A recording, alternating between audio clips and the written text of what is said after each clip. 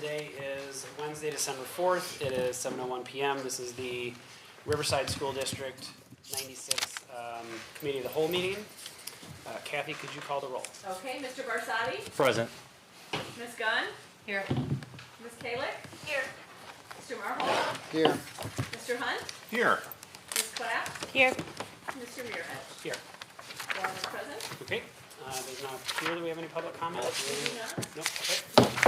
So then I will jump into the welcome to Hollywood by Principal Pinhead.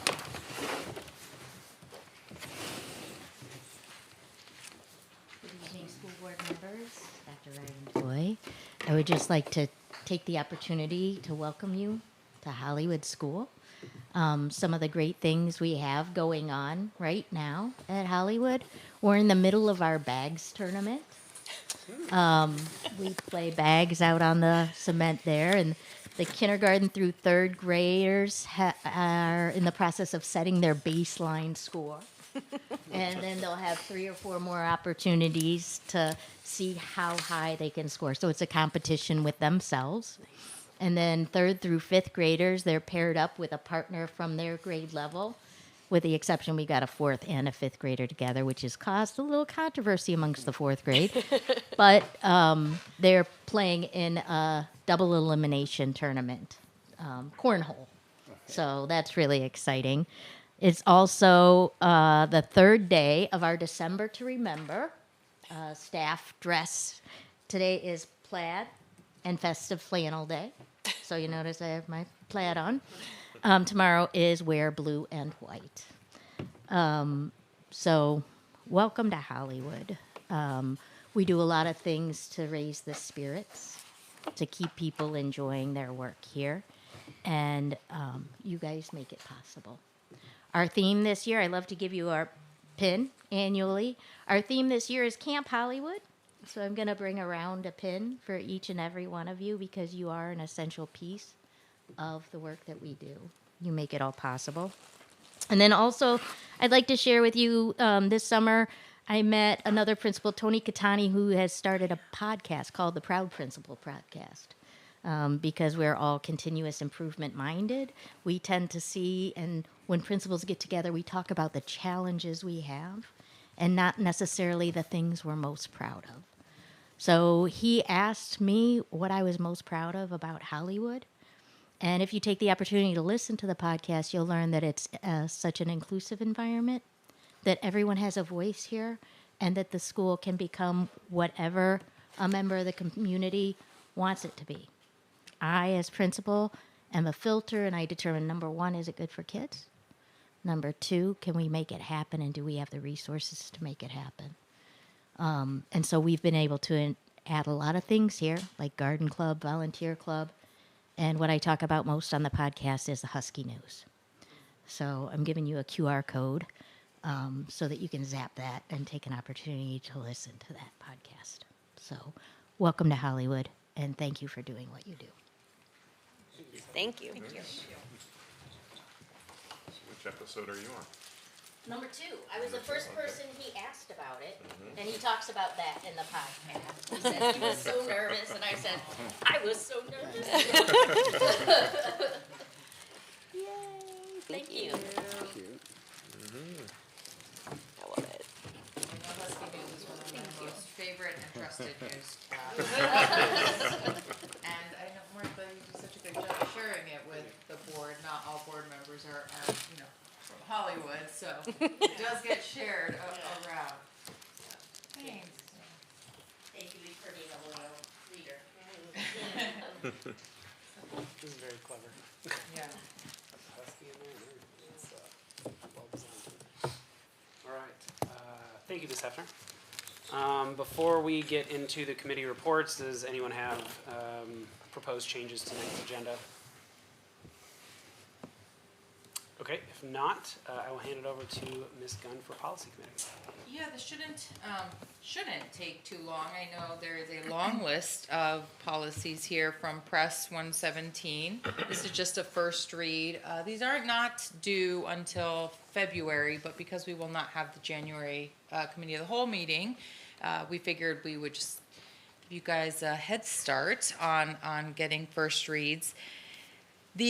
Although it feels very much like winter outside, these are our fall legislative updates. So I feel like fairly straightforward in that they are, public acts, et cetera, that happened under the most recent fall legislative session that have impacted various parts of the policy manual. And just a couple that I wanted to call out. I'm not going to go through each one. Something I like to kind of do is take them in sort of bundles, if you will, and the areas that they affect. So one of the bundles is board governance. So a couple of the policies, namely 212 board member development, does have a new training requirement for the professional development and leadership training that all board members must take within the first within the first year, actually, that we're all familiar with. But effective June 1st, there's actually going to be a new one on improving student outcomes. And IASB is going to be offering this online. So I don't know if it's going to be then available as an option to existing board members, maybe something we can look into, but obviously a requirement for any new. I wasn't sure the expectation. There seemed to mention one in particular, I guess the Open Meetings Act mentioned that you had to take it as a new board member, but not again. Not again, yeah. I was guessing since only that one was sectioned out, then everyone else, upon re-election, let's say, in a hypothetical, might be expected to take these again. To take all of them, but Yeah, yeah. which I would be more than welcome to attend those. That they seemed interesting. That was actually a question because I was a little confused when I read it. It's like to fill a vacancy or when elected, didn't know if that meant every 4 years or. Yeah, I'm not sure. It's a good, we can take that back as a question. So 2110. We can ask ISB, Kathy, do you recall, because there's been other times where new trainings have been added. I'm trying to think, I don't know that it would go back to a currently sitting board member. Do you recall? I know that it wasn't required, but it was optional. And I believe that a link was available if they needed it. But I'll definitely look into that Yeah. for upcoming election. Yeah, we'll find out whether required for any new or, I guess, re-elected, and or if they're just available and there's an interest in taking some of these that perhaps we did not have to when we initially started our role on the board.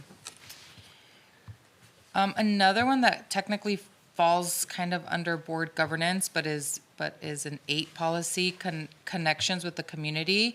I just thought this one was interesting as well, just keeping official district and board communications separate from personal board communications, including on social media. So this is a result of a Supreme Court case, obviously just trying to minimize the risk of keeping official communications separate from personal ones. That actually came up a little bit at the conference, which I realized I skipped over. My bad. I'll go back and do that. Sorry. Another area is just district operations and safety. So there's a policy 430, revenue and investments. I don't know, Jim, if you've had a chance to look at this or what impact it might or could have, but allowing for, longer term investments in large U.S. corporations with assets over 500 million. Basically, it changed the maturity number of years from 3 to 10, and just a provision that allows public agencies like school boards the option to adopt a policy that allows for, different types of investments. So On that one in particular, I noted it seemed to put a lot of weight on the Community Reinvestment Act, which, if I'm on the right one, that's policy 430. Yeah. Which was strange to me. That's a new. There seem to be new additions. Yeah, that was actually, they put a lot. That's seems to be almost a new section completely. Yeah. I guess it's been a while since I've worked in banking, but once upon a time I worked for a bank in Glenview that, couldn't have been more of a community bank. Locally owned, family lived in the community, sponsored tons of events, actually used some of their office space for the historical museum for a while. And yet they lamented, I remember in my training, they lamented that they would never ever get an exemplary rating in the Community Reinvestment Act because they didn't loan to enough farms. The only problem is in Glenview, the only farm is a museum. But so, just something, I mean, I guess, for our own purposes, again, I'm kind of surprised that they would go to the Community Reinvestment Act as a rating for that. And maybe things have changed over the years. Like, again, it's been a while since I've worked for a bank, but, I think satisfactory should be just fine in that rating. Yeah, and I think my understanding is if we were going to pursue any of these expanded options, we'd be advised to work with our financial firm or advisor, board attorneys, et cetera. But yeah, I guess Currently with I our don't know. township treasurer's office relationship, we don't make our own investments. Right, So, Not yet. at right. least at this point, yeah. Another one I wanted to just bring up, just again, of interest, 4170, the Comprehensive Safety and Security Plan regarding the defibrillators. So we're already required, I guess, to make them available in physical fitness facilities on the premises, but a requirement has been added to say that at least one will be present in each district of attendance center during the school day and during any sponsored extracurricular activity. I don't know, Martha, if we already are doing that or have that, but We do have AEDs throughout our building. yeah, so I presume, sometimes we're already complying with them, they just now are codified,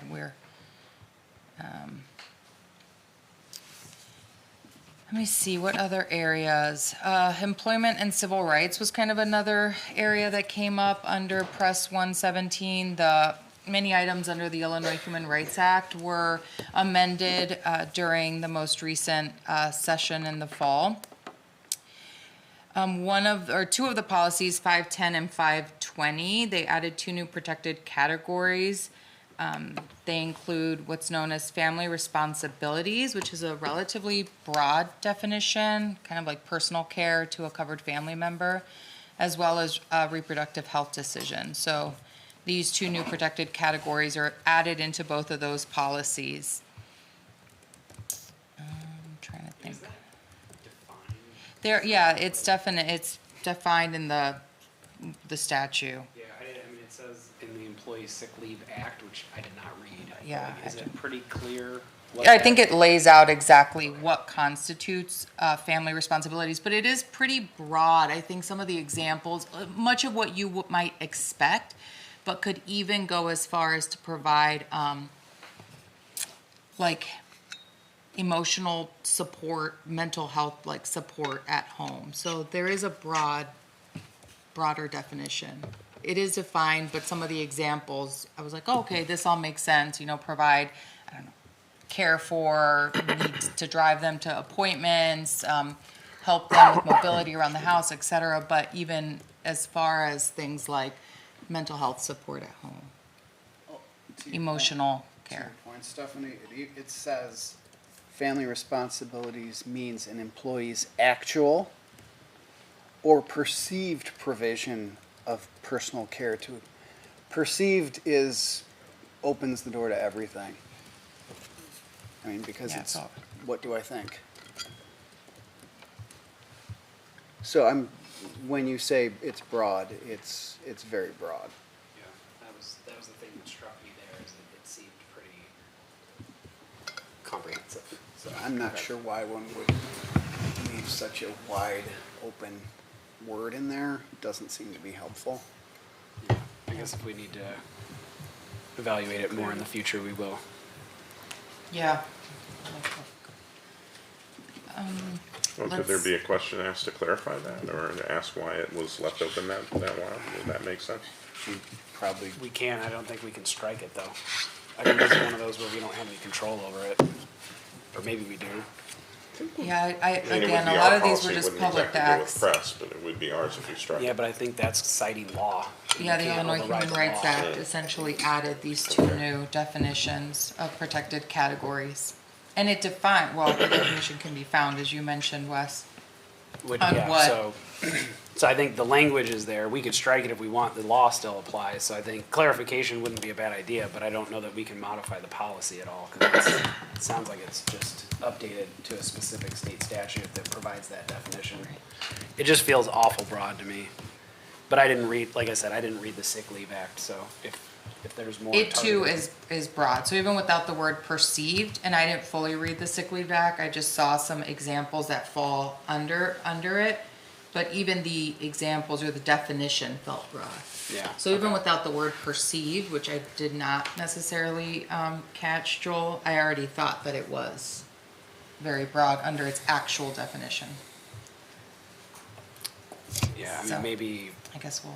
Franzik or somebody could help us. Just Yeah, I think that's sometimes clarify. why the first reading is so helpful. If there's questions, we Yes. can get People that catch things. clarification. Yeah. Yeah, I don't think it's a bad idea, Dan, just to help understand it a little bit better so we know what we're adopting. And what might come out of it. Another area, again, 117 touched a lot of different sort of areas and bundles is the curriculum. So 660, which has come before us multiple times for different reason, but some of the public acts that added in curricular instruction on the dangers of fentanyl, which isn't necessarily new. It was always there for high schools, but now it's extended beyond high school to include middle school, so it does affect our district with grades 6 through 8. Also beginning in a future calendar year, a required instruction on climate change. This might not be new based on our curriculum. We might already be doing this again, but now it's kind of codified in the school code. But the biggest update, and I wasn't as familiar with this, Martha, I'm not sure if you are, or Angela, that 660 requires is related to the career exploration and development and whether a board's going to implement that. It covers grades 6 through 12, and it aligns with the state's PACE framework. And total or partial opt-out is available. I wasn't as familiar with the PACE framework. So that's different than like the college level that's required at high school, but this would be for career exploration and development. I don't know the details of what RB's doing, but I know there's been a lot of stuff that I've been hearing and reading around, like trying to provide other non-college career paths and stuff like that at the school. I wonder if that would tie in. Is the fentanyl thing something is that just like a handed curriculum that we need to do in a particular class? This one feels like it's more something we'd have to engineer up. The fentanyl one feels Yeah, like I a would bit think the fentanyl one would just go into the health The health curriculum. curriculum. And as you know, like we subcontract also to Candor Health to do some of that. So Oh, they're okay. also very good sort of packaging it all and providing it through our PE classes. So we can take a closer look at that. Career exploration, this is interesting. We were talking that career fairs used to be a very big deal in schools, and there was funding for it. And so I don't know. I'd have to sort of understand more about the history here, but I wonder if they're sort of returning to some of that. And I know Angela's reminding me we have a career technical grant, which is not a lot of money. I forget what the dollar amount is, but we use it for like our STEM materials and that kind of thing. So I think in some ways that's the path that I probably feel like I've seen historically is what was more of a wide open career fair became more of a focus on STEM and STEAM activities. I don't know if this is an attempt or an effort to broaden things. Yeah, it was a curious one to me. Yeah. Yeah, and I need to look more into the PACE framework, which is my understanding what the law kind of requires, but I'm not as familiar with. It's like Illinois PACE is what it was called. So I still have to do further reading. A layout on their website of like, by the end of 6th grade, by the end of 7th grade, 8th grade. It's like helping them understand themselves, self-reflection, articulate what they want to be able to do, strengths. Yeah, what do you like? kinda What are you cool. good at? Here's Yeah. if you like these things, here's careers that you can do. Yeah. I kind of like the idea of starting that early. So that one number, is it 10 or is it 10. just that in grade 6 through 8? I'm assuming it's just the green addition that you would strike, not the entire clause. That you would Must be add. available at all grade levels, career awards. I'm sorry. Because the last sentence in grade 6 through 8 is the only addition. Yes. So the way I read this is we already have 10 in careers, in all schools, career vocational education must be taught. And then now it says specifically in grade 6 through 8. It didn't previously say that. Yeah, that's the new added language to comply with this Illinois PACE. Guess it would be Program. interesting to hear what type of instruction or to what degree they want us to comply with this. Yeah, that's what I was thinking. If Yeah, it's or- not super intense, I'm intrigued by it. I just don't know what we're getting Right, into. what do they if mean? Yeah. Treat in 6th grade, though, I'm not sure I had career aspirations to be a Scrum The Master. suits, yeah, PACE framework. Yeah, You Maybe an never know. astronaut. Yeah.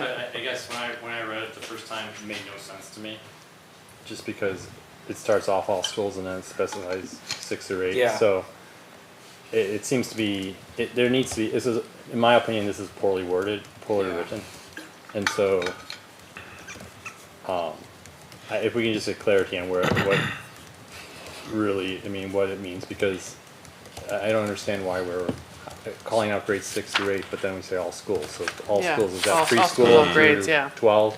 I think, like, if you read A, B, C, and D, and E, it's all really vague stuff. The importance of work, development of basic skills to the work environment. I mean, that's just like natural tie-ins, I think, to stuff. Where here is the way I read it was engage in career exploration and career development, being more targeted and to do these things to get these are the types of jobs. And so kind of what you were saying, Marlo, is like, you want to be a vet, here's your path. You want to be a whatever, here's your, Yeah. you know. And in the Press Plus and like the little comments or footnote areas, it does specify that this is a, kind of must be implemented by July 1 of 25. And then it says in accordance with the model framework adopted by, the PACE framework. So it does have the resources, the materials. Maybe it's exactly what you just got to, Marlo, but Yeah, I didn't click that link earlier. for the Yeah, middle and sounds high school frameworks and additional implementation resources, so. When did you say, this was due by February, right? So we still have until the second, or the, Yeah, we can whatever better, date in January that we would need to approve it? We could even approve them in February. Oh, So, okay. yeah, It's so at the we can fifth- put it on, And we January. we could even just opt out and then maybe opt in at a later point in time, depending on whether we can adopt this and implement it. yeah, I know if you opt out, it does seem a little cumbersome to opt out. You do need to follow certain steps to do so. Okay. But you technically can, but you need to kind of justify and provide reasoning for why. Okay. So maybe we just need to better understand what it is that's expected of us under Yeah. this to ensure that we are kind of complying and meeting Okay. the, But now click required the link, law. did a little deeper dive on this, so. Yeah. Yeah, we got time, but there's a middle school framework and the middle school template and all these steps outlined, so I'll take more time looking at it. I didn't will go that too. deep into it for tonight. yeah, with 116 just on our heels, and then the conference, which again I skipped over, I'll get back to. 117 was a cursory read by me, so I appreciate you all calling these out. Outside of the actual press updates, we did add one in ourselves, policy 7190, student behavior. That does not fall under press updates. I don't know, Martha and or Wes, if either of you wanted to introduce that, or I'm happy to, if not. Yeah, Martha, you have more information on these. We've had a couple just recent incidents that this policy's been triggered and it sparked some conversations, so I don't know if you wanna, I don't wanna get into like details and student things. I know there's been some feedback you've received questioning things, but we've got privacy, I think we've approached each situation the right way, but it just triggered some of the strong language that's in here. So I don't know if you really want to expand on what's happened and why we're talking about it, or just talk about it. yeah, I mean, I think the goal here has been to bring clarity to the policy, and it's specifically around when a student may become eligible for an expulsion or required for an expulsion. And in reviewing the policy, and there are no students up for expulsion at this point in time, let me be absolutely clear about that, but There was some lack of clarity here that in working with our attorney, we felt that this clarity would be helpful to me and to the board in terms of your role and as it relates to the policy specifically. I'm even trying to find that. Yeah, so page 7 into 8. It was really what I had questioned, and I think what maybe Stephanie had questioned too, and I'm not sure if anybody else picked up on it, is the must and shalls and the very definitive, you will do these things. And I just wanted to make sure that we had given our student population predominantly being kindergartners through 5th graders, and just thinking of what kids of that age could inadvertently do, or maybe not even inadvertently, but just not knowing the full context of things, right? Like, you have accidents that happen.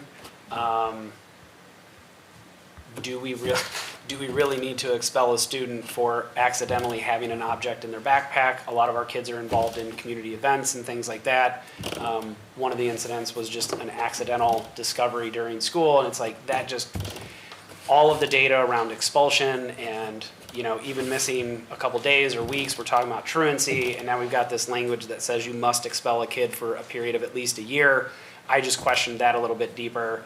I think Franzig helped us understand that that applies to number 1, which I don't think I have, we've never had this happen, hopefully never will, but related to any actual firearm, like a real gun being brought into the school, you must expel that student for no less than 1 year, no more than 2 calendar years.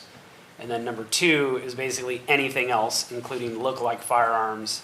And then it goes into, the language was like the superintendent and the board can modify it. So we were just trying to get some clarity there of like, what does that mean? Are we following the right protocol?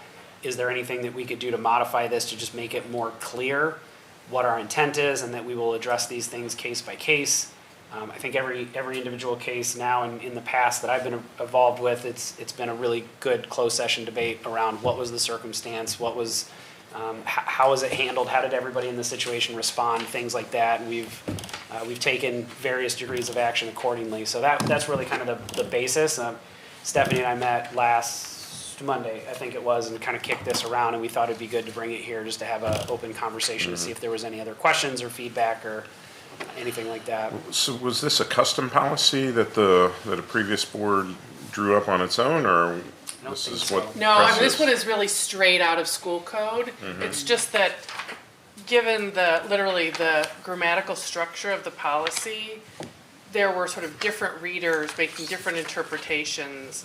And the specifics are, I think, maybe to sort of try to hone in on the differences. It's under weapons, and it's when and if, and as Wesley pointed out, never has happened, you know, here, a student were to bring a firearm, which means a gun, rifle, shotgun to school, they must be expelled for 1 to 2 years. The board can modify the expulsion period, meaning going from 2 years to 1 year. But then the other section talks about knife, brass knuckles, or other knuckle weapons, regardless of its composition, billy club, a look-alike, a look-alike of any firearm, which would be like a toy gun, perhaps, that the determination about, it's not an automatic expulsion. It can be determined, what to do in terms of discipline can be determined by the superintendent in consultation with all of you on a case-by-case basis. And that's what we're trying to bring clarity to. And that's straight out of the school code. It's just really, it's cleaning up this language in a way that I think it makes it much easier to read, interpret, and implement. So like what I was kind of thinking, Dan, to be less vague, because I think you'll appreciate this with scouts, right? Like they have knives, they carry knives, there's protocols with knives. You're in scouts as well. And like as soon as I was kind of thinking about this, I'm like, well, what if my son takes a bag to a scouting event, has a knife in it, forgets to take it out, goes to school, and then pulls it out, and now he's going to be expelled for a year? Like, I don't think that's the intent of the policy here. So, and that is very much the general situations that we've had in the recent times anyway, something like that, just a very inadvertent, accidental type thing with our youngest populations too. So the blue coloring was where I was kind of asking, and Stephanie supported working with Franzik just to say, could we modify it so that I think we would go from a standard straight out of the school code policy to a modified policy, in which I was kind of telling Martha too, we need to document this really well. But we're not just modifying, but I reads- just it want to be just clear, like, we're not yeah. modifying the school code. We're not modifying the law here at all. We are only bringing clarity to the language. To another poorly written, Yeah. like some of the other ones we just Yeah, read, we're like, this yeah. is kind of poorly written. Yeah. This is as well, and we're kind of taking the matters into our own hands to kind of provide, better clarity around it. Clarity in the language, The not a language, change in the yeah. language. Like, Yeah. substantively, this should represent no change to you as you read it. And it, back to your earlier question, it didn't start with a customize. It started with a standard policy straight out of legislative school code requirements. So the clarification is, number one, a firearm, you must expel that student for 1 to 2 years. Number two is just clarifying that, so the expulsion period under paragraph 1 is what we're clarifying. So we're cutting out either paragraph so that it's not ambiguous, and then just cutting out or 2 so that it's tied to paragraph 1. And then for paragraph 2, that's where that second, more lengthy strike, in addition, the expulsion requirement under paragraph 2 above may be modified by the superintendent, and the superintendent's determination may be modified by the board, which is the process we already follow. It just feels a little bit more clear that 1 is a mandatory, 2 is a little bit more flexible. I guess, did Franzik have an opinion on us making these changes? And actually, This is their- I will tell you, it's Terry Engler, it's Terry Engler's law firm, so Terry works with us in special education, and she's Oh, worked with us okay. around a lot of unique student issues. We had an expulsion years ago, I know that some of the board members still sitting, worked with her directly in that situation. But essentially, yes, so we worked with Terry. That is- This is straight from their law firm in just discussing the interpretation around this. And I just in my own notes, this helped me that with a firearm, the superintendent can only modify the board's decision around the expulsion. Like, the expulsion must happen, and there's technicalities. It can be then the child could be sent to an alternative school instead of it doesn't mean kids go home and stay home for 2 years, as we know. But that the superintendent can modify the board's decision to expel, meaning the length of time, essentially.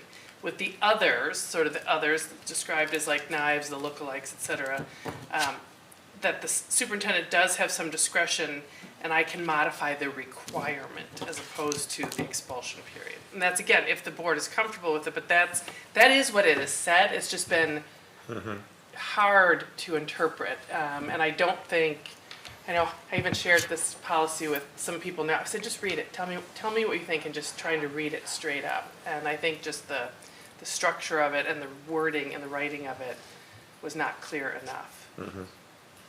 So is there feedback that it's available to press, I guess, or I'm not sure who, it sounds like you're saying this came straight from the school code, so maybe this didn't come from press.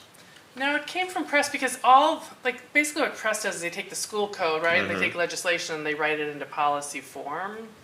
So the same policy's been on the books. I don't know what the last review date was. I It's been haven't. a while. Are you saying, could we give this recommendation to press to say, hey, this was confusing, we modified it? Yeah. Just as I- feedback, like you might yeah, want to more broadly exactly. modify it? I don't think that's a bad idea. Yeah. I think we can continue with our own path. Whether we want to do this or not, I think that's not a bad idea, Dan. Whether they do anything with it, that's up to them, but at least we gave the feedback.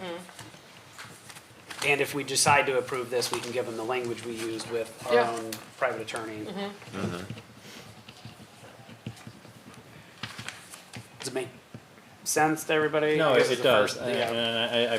I like how they're breaking this out. I guess the one thing that I'm a little squeamish on is sort of including the look-alike firearms in section 2 versus I don't think we section have a 1. choice on that But one. a look-alike firearm could be like, I don't know what same, like if my son accidentally brought a water gun to school, then Right. if it fell under 1, he'd be expelled, and then it would be our determination to say it for a year or 2. So under Well, 2. yeah, honestly, that kind of makes me, I'm wondering what's the definition of a look-alike firearm, because, yeah, a water gun, it may not necessarily, you could very easily say it doesn't look like a gun. It looks like a piece of plastic.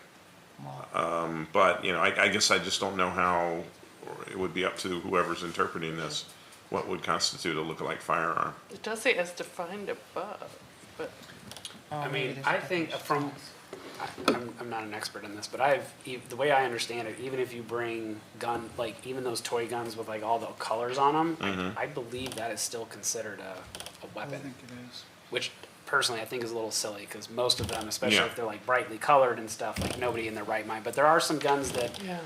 or some replicas or whatever you want to call Sure. them, that could, under the right circumstances, be misconstrued, even with like the orange nozzles and all that kind of stuff on it. But I mean, it is a good point. And lookalike is italicized. I don't know if that means anything, and there's nothing in the notes I know, about. it's weird, it says it's defined above, I don't know if it's defined above under weapons, under the, Yeah, I think it's the 18 definition of USC, firearm above. like yeah. 921, and then, Like I'm thinking, if you go to or firearm is defined by the criminal Disney code. and get one of those like toy pop cork gun things or something and brought it to school, like I think that would fall into here. And so I think that's another great example of like that one, a little common sense there. You know, nobody was going to get injured on it. Don't do it. Yeah. But like I don't think we need to mandatorily expel a kid. So those were a couple of the scenarios running through my head where I was just thinking clarity in here. Yeah. Yeah, because nobody's, would I help. guess we're not saying that they wouldn't ultimately get expelled, right? But it just gives the sort of discretion to Yeah. make the choice for what to do as a disciplinary measure. It puts it into number 2 instead of number 1. Right, I mean, even if they brought a lookalike gun, depending on the, I guess, And we would the probably be, factors along, that happened alongside it, expulsion could be, but doesn't have to be, one of the outcomes Yeah. for. I mean, we'll honestly be a situation where we'd be evaluating, taking away the lookalike and then evaluating it. Like, is this a plastic squirt gun, or is this something that is so closely resembles a real gun? Was it used in any threatening? You know, I mean, Yeah. there's all these other Yeah, factors that right. we Was have it to take into accidentally in account. a bag? Yeah. Was it taken out and, used to threaten or intimidate, right? So all of those factors would go into consideration for number 2 in terms of what should you do? Should you expel? Should you not? That's all. It's not taking away that could ultimately be what we choose to do, but it leaves it up to evaluate on a case by case. Yeah, the confusion part was the part that is in strike form now, where the superintendent or designee may grant an exception to this policy upon prior request, blah, blah, blah. So it was saying 1 is mandatory, 2 is judgment call. Like the way this was written, I read this several times and finally just emailed like, am I understanding this correctly? Like, is there anything we can do to clarify it? So it really truly is just a clarification of what you're supposed to do for 1 and what you're supposed to do for 2, so that we don't have to have this debate, or, And I was really seeking clarity, When working it- with our if it happens attorney, yet. right, yeah. I think it does read more clearly. I don't think that these are ever straightforward or easy situations. I mean, a true gun, I think it's clear about that. yeah. If Well, everyone- I if mean, everyone could please I, note that. I could see in some families where there are guns in the home, you could just as likely have an accident. There's a concealed carry law in the US, and a parent may accidentally put their gun in somebody's backpack, and you could get in a similar situation where the kid didn't know it was there. Like, I think you would hope that would never happen, but would you need leniency to apply in a case like that, or would you just want to expel the kid because his dad or mom put the concealed carry weapon in a bag? Without passing judgment, it feels like a really bad. It does, but I think But I guess think in that it's- situation, I mean, and I will pass judgment on this. If a parent puts a gun in a kid's bag, or if a kid Sends them to accidentally school. goes hunting with their parent and leaves it in their school bag, that is just completely irresponsible, and I don't care what age they are, they need to be expelled. And I don't know that I necessarily disagree with what you're saying. I don't think we have a choice. I think a because that is firearm what is it a firearm is a says. firearm. Yeah. And that was where the thing was, is like, so number one is clearly a must expel. Number two was the expulsion requirement, but only for number two, not for number one. So, yeah, that's, I think part of where it gets tricky too is that a firearm only serves one purpose, and it's to do harm, right? Yeah. When children have a toy, a look-alike, when children have a pocket knife, let's say, something like that, it strikes me that there's a different purpose for it, and I don't mean to sound lenient about it at all. These things are not welcome in the schools. They are not allowed in the schools. I just want to be really clear about that. But you start to get into a bit more interpretation. And I hear you, Selena, there could be some interpretation around a student that may have a firearm, but I think in which case the expulsion, what the board then has the choice to do is, I believe the right term is held in abeyance, right? You hold the expulsion in abeyance in order to make a different determination for the student, which is often like an alternative school placement or, an intensive educational experience outside of the Riverside School District. Paid for by the Riverside School District, though. Again, it's not, good luck to you at the age of 12. I mean, it's... I wonder too, just under the, and it's obviously an extreme scenario, but under the scenario that Selena brings up, so what the board and the superintendent have the kind of authority to do is the expulsion period, right? But does that mean we could modify it to be less than a year, or do we it has to be between, do we only have the ability to say between 1 and 2? that's what it reads. At least We can't- 1 calendar year, but no more than But then 2 it says the calendar years. expulsion period under paragraph 1 above may be modified. So the expulsion period is at least 1, but no more than 2. So if we can modify that, could we modify it to be less than 1 in a extreme Not how I read it, but example now I like, see where you're like going. that? Yeah. So yes, they get expelled, but we can modify the amount of time, and that amount of time could be less than a year. So I would expulsion bet. is kicked out of school. A suspension is a temporary, you're not allowed to be here. Yeah, So- and Well, can't there's in exceed school or out of 10 10, days yeah. in one consecutive. There's in school, out Time of period. school. Okay. I will also okay. tell you that if these situations were to arise, we would not be walking through this. The board would not be walking through this. I would not be walking through this alone. We would do this with legal counsel, Yeah, right? yeah. Because of all the things that you're bringing up.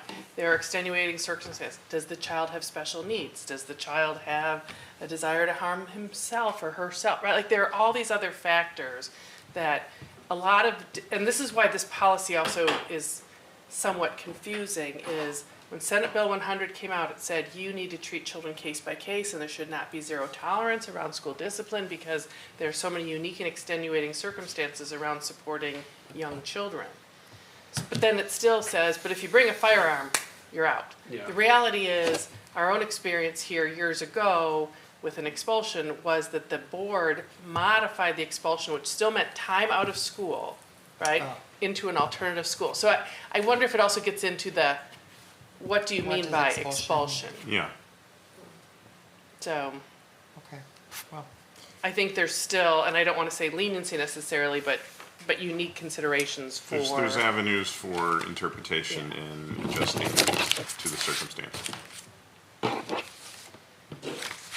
I hope we never find ourselves in this situation. Exactly. Where we need to have that Yeah. discussion Agreed. for number one. yes. But hey. Outside of some of the ones I mentioned from Press Plus or the D96 edit to 7190, was there anything else that anybody identified or wanted to bring to the table? Taking note of what has been brought up, so thank you. You did a great job of bringing up anything that I was curious about. Try to read your mind. Remember I said this wouldn't take long? Sorry. And then what I skipped over, and I, won't be the only one to talk about this, but a number of us from the board had an opportunity to attend. I'm sorry, Stephanie, real quick. What? I just want to be clear. Like, nobody was opposed to any of this, and I know we're not voting on it, but it is going to be like 8 weeks before we bring this back up again, are there any initial concerns or any additional information aspects that we would want to research I and think it bring was back? just, yeah, before maybe we- taking it to press to let them know For that that one, we're yeah. doing this, and they might want to follow suit, in the future. And I was just saying that, about the one related to revenue and investments, the one that, talks about the Human Rights Act, we'd want more clarity there. And the pay. There's a number of them about the curriculum content, Pace, yeah. career exploration, yeah, and then, the 7190, student behavior. Yeah, that's what I noted. Sorry, thank you, Stephanie. No, I thanks just- I for just wanted to- for- Yeah. Closing the loop. Yes, but a number of us had a chance to attend the joint annual conference and divided and conquered on a number of different sessions. So it's just, yeah, conference feedback and discussion. I guess that for those that attended, is there feedback and or discussion that you have? Stephanie and I attended one on Friday, and it was about public relations, and I'm just going to note that the speakers were all PR people, and they very much strongly pushed having a PR person, which is kind of, Yes. I would say conflict of interest, but it did have some neat ideas. Besides the conflict of interest, which I get wound up about, it did have some interesting ideas about just having a format of communications that we try and rely on. And I think Martha you already do that with the annual report, and the principals do that with their emails, and even the board email. You have kind of a routine of content, and that's almost the most important thing that they were calling out, is just make it somewhat procedural. Don't try and do significant communications off the cuff, would be my biggest takeaway from that.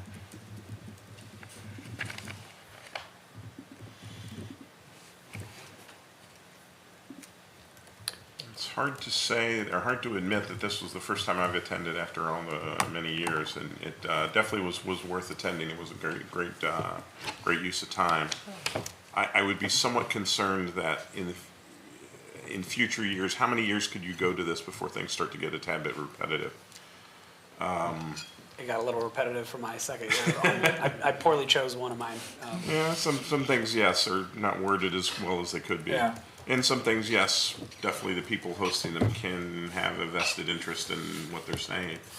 Now, I will say, as someone who's been a highly talkative skeptic of AI, and yet being convinced maybe I shouldn't be so skeptical as of late.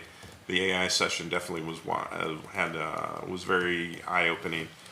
It had a lot of implications, a lot of thoughts along the lines of, well, when the guy just starts talking about, well, maybe you won't need to see a doctor in so many years. I'm like, wow, I'd never really thought of that. But yeah, when you think about things are so many virtual medical sessions these days, maybe something like that, you don't need to speak to an actual doctor for the initial evaluation or the initial consultation.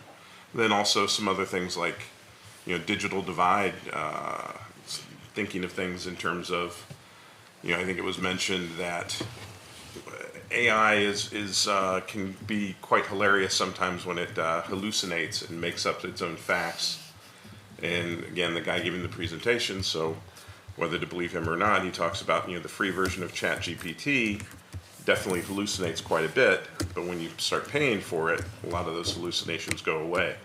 And so does that become an issue of, well, if you're paying for it, can you get better information, better outcomes than if you're not paying for it? And is that something where, at some point, does the schools have to step in for something like that? I mean, right now, theoretically, nobody's supposed to be using it, period. But eventually, it's going to creep its way in, and we will be using it, just as professionals and as students, no doubt. There's definitely a lot of implications for future thought on that. It's not all bad. Oh, it's definitely not all bad. The hallucinations are quite hilarious They are sometimes, funny.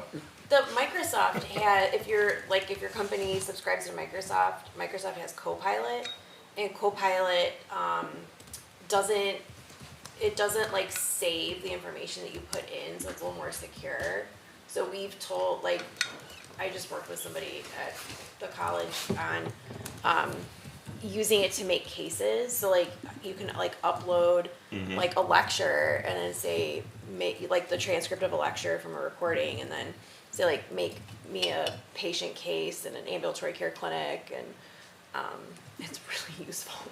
It is It definitely really very saves a useful. lot of time, and it's not always right, and you have to be smart enough to like go through it and make sure. But Well, and I'm sure where you work, there's been a lot of HIPAA considerations and a lot of Oh, yeah. shielding, Yes, a lot you of can't- ways to. Yep. But yeah, that's something for us as well. That you know, with personal information or information around kids, there's special For sure. protections for that to make sure that if this were to be implemented, that we're implemented in a way to shield that and make sure that none of that would get out into the learning model, as it were.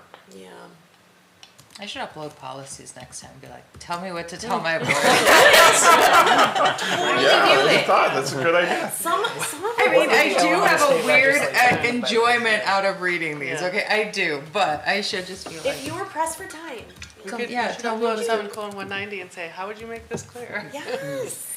You'd be surprised. I keep meaning to do that with my notes from the conference because I just kind of, was gibberishing it all over and have not made heads or tails. But similar, I think this is my third year. I had a chance to attend sessions on Friday as well as Saturday, and in addition to the PR one that I attended with Joel, I also went one on current trends in collective bargaining and contract management, and Jim was in the front row on that one, being a very good student. I saw him up there as well. I think it was just more, I keep saying it was kind of like lofty, more like the philosophy behind collective bargaining. There was an attorney from, management and one from the union. Ironically, they were related, they were cousins, so there was some fun little banter between the two.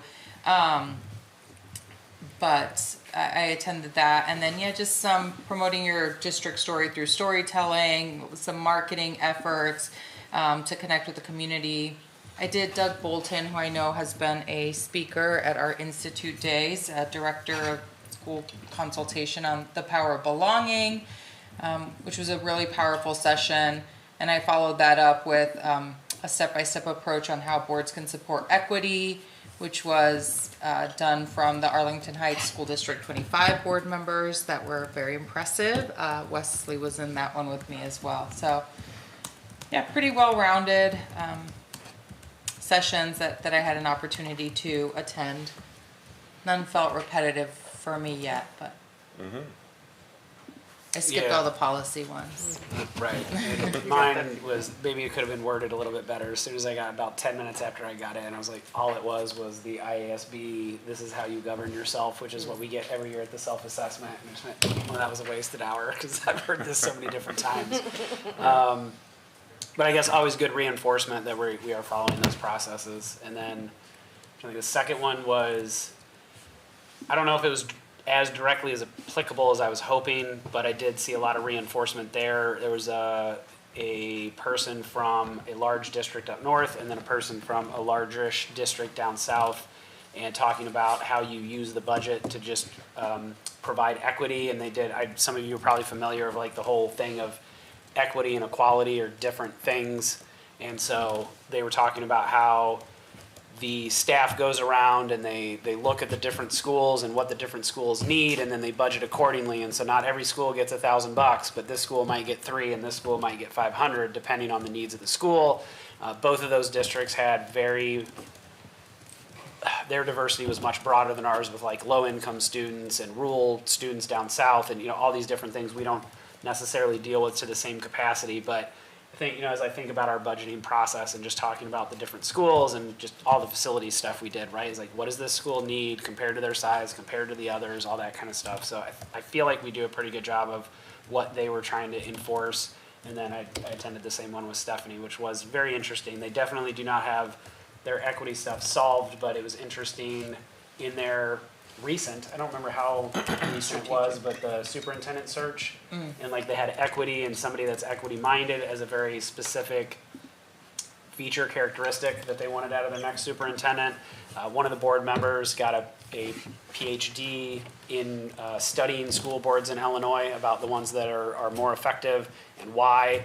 And then they did a lot of community feedback with strategic planning and a lot of things we've been through and just like building it into their processes. And they've just been very targeted in their approach. Arlington Heights being again another very large area that's much different than us, but just interesting to hear how they kind of went about it, how their board kind of evolved through it to make sure that they're getting the right resources to the right places for the right reasons and supporting all the students that they can. So yeah, I thought it was pretty good, and I think we shared some of that. I know I talked to Martha about that a little bit of just nothing to like go do necessarily, but just dripped a couple of that at her as we're kind of going through that ourselves as other opportunities and maybe places we can reach out to for ideas or assistance or something like that. So it was interesting.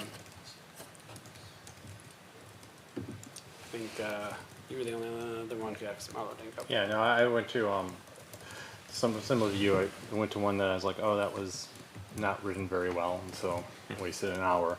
But I went to one specifically surrounding like changes in schools and talking about like how what potential changes are coming down to the school for the schools.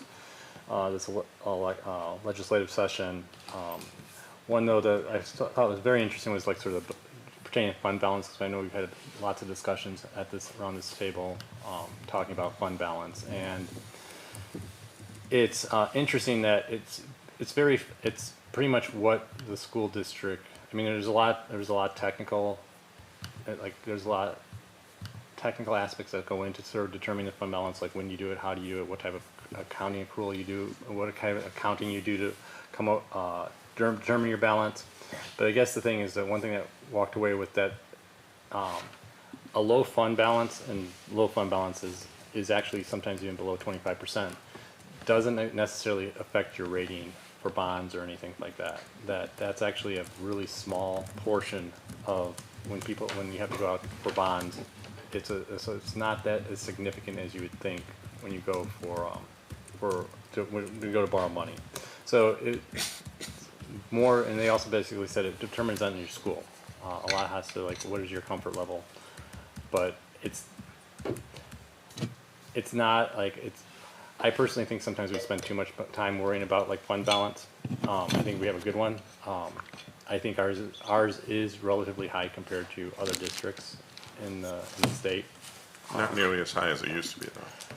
It was way too high before. It was way too high It was. before, yes. It should not. Well, It should never have change been. in law would prevent it from being that high Right. again, or at least So- discourage it. But yeah, and that, they did bring up that point that we have to be careful. If you do have high fund balances, you need to be careful. You don't want it to get too high for too long. So What does affect the bond rating? there's Can you summarize, or is it better off a side discussion? no. I guess what does affect the bond rating is actually let me look at my notes.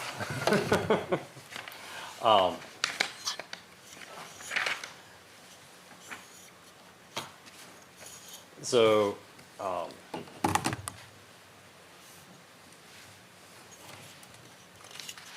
it has a lot to do with your accounting, like how you do accounting, like what are your tax revenues, how you pay, like a lot of things that would go into like how you pay your bills, and what have you. But it goes in a lot into like the accounting piece of you do accrual, and then what's the other one was, I forgot there's Cash? cash accrual, yeah. Cash basis. Yeah, so a lot has to do with how you do your accounting. Because one thing that they showed that was interesting is that like the fund balance, if you looked at any district, regardless of how they did accounting, you'd have you'd start off like the year high, and everyone would drop down, and then when you got your tax revenue, it'd go up, down, and so it was very like it wasn't necessarily flat. So. Thank you. Mm-hmm. All right, thanks. Oh, I'll put a quick plug in. I forgot, I went to go see the speaker, David Horziger, who wrote a, Trust Edge, thank you, which I read a few years ago, and actually is a really good book. And now he's got a new one that basically re-summarizes the old one so far as I've read it. But I think that one's a good one, and like a lot of his speech was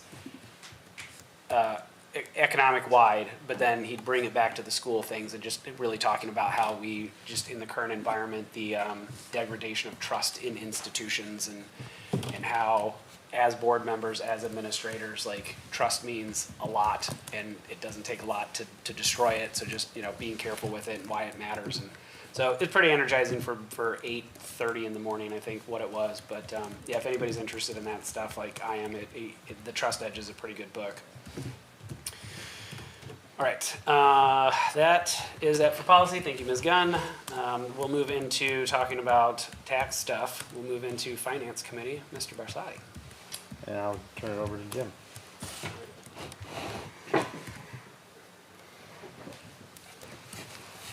We've got a quick presentation on the tax levy, so I'll just quickly set it up there. It's got to be filed by the last Tuesday in December, so we'll kind of go through it tonight, and then we'll have a hearing at the next meeting and a vote. Here it comes.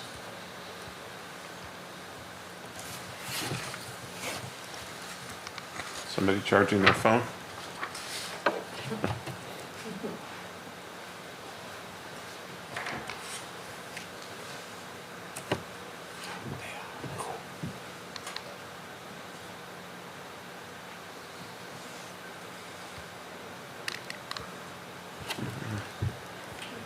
Hopefully you can see through that, or you got it on your own screen. So, Yeah. this slide fulfills our obligation to disclose our operational fund balances. So the FY23 was, we have an audit on that, so we've got the outside opinion on it. And we ended up at 70, almost 71%. And then this last June 30th, we closed FY24, but it hasn't been audited yet. And we're at 18.5, or about 59%. We'll get the next audit in the next couple months, probably in February.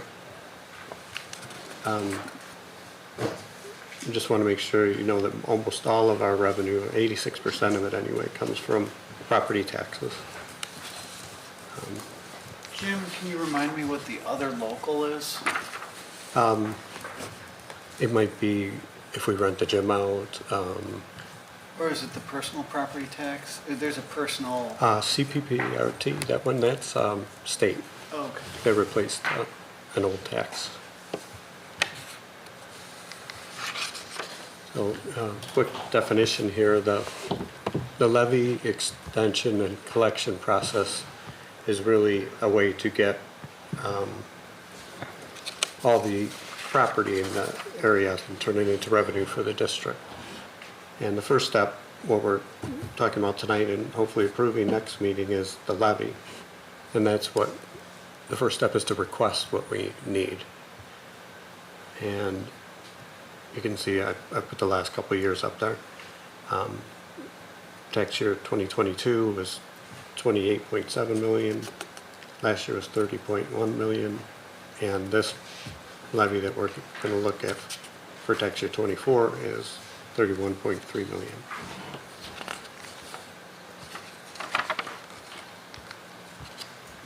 This is a certificate that after we vote, we'll get this signed, and this is what gets filed with the county.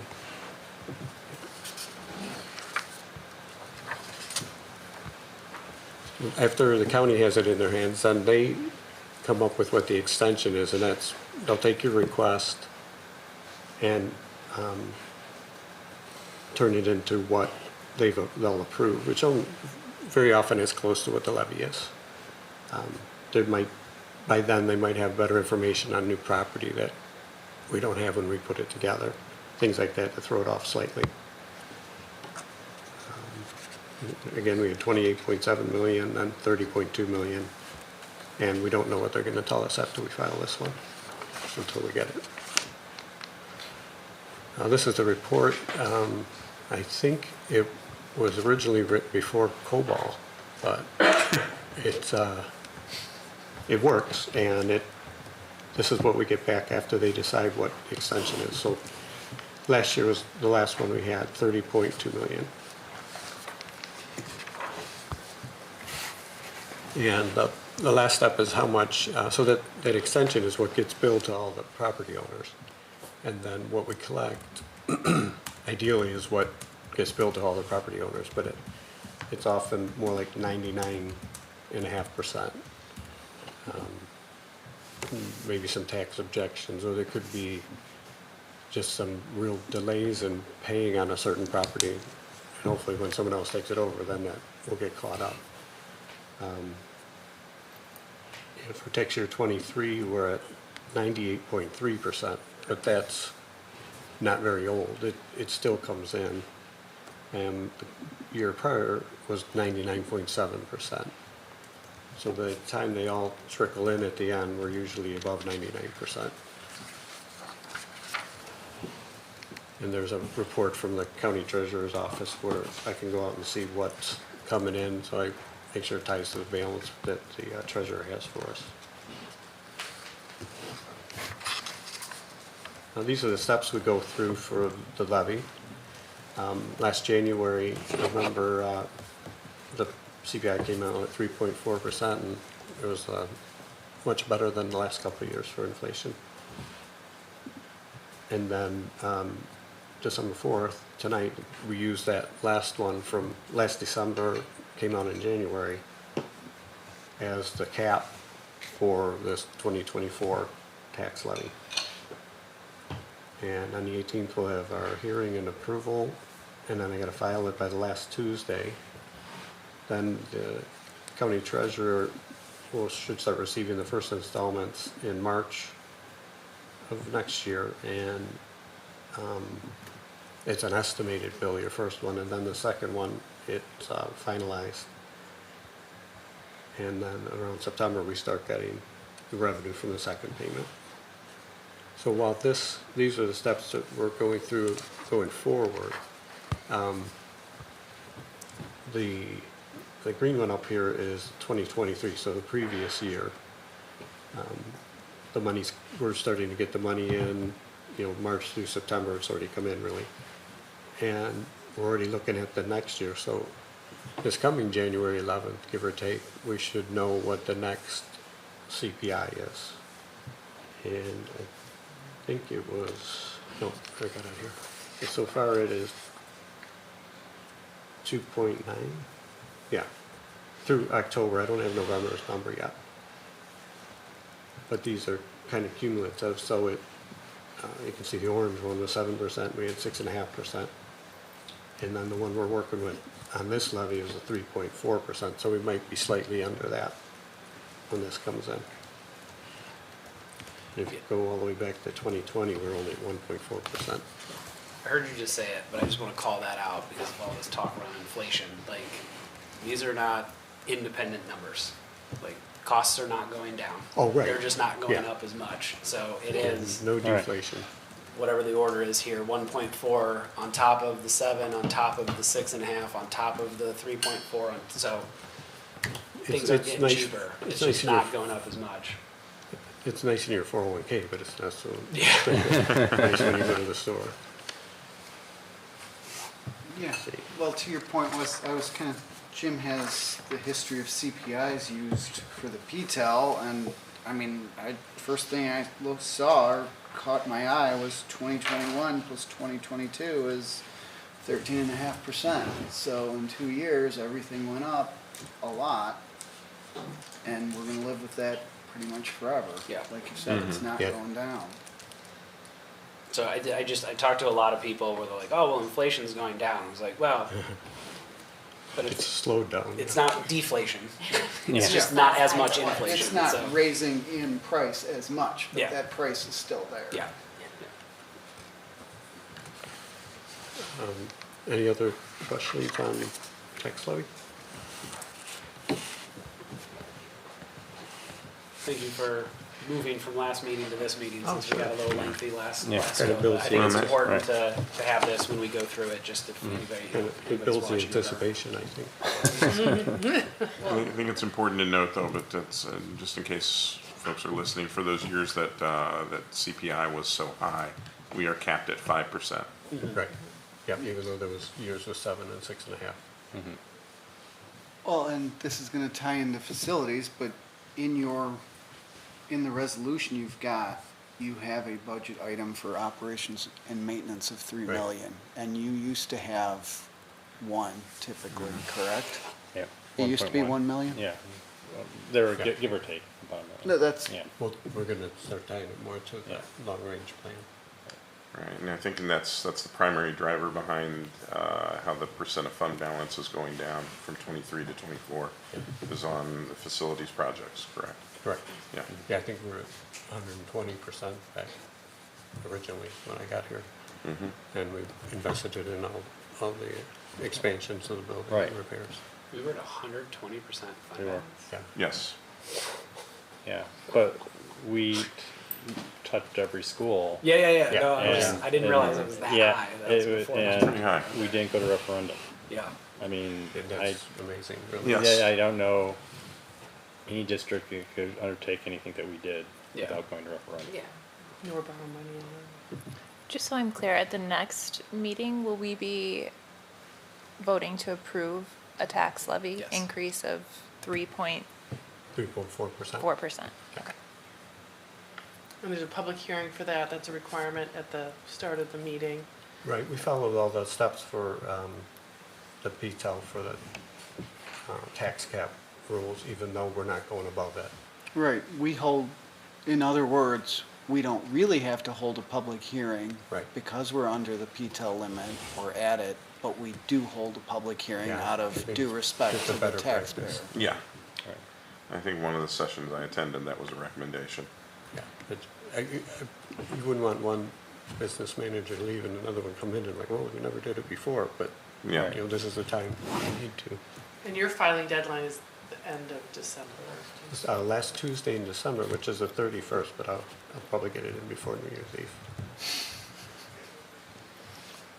And so just to tie this together, you have the levy broken down in what we want and where we want it in our funds, which Right. then sets us up for budgeting. So what is it?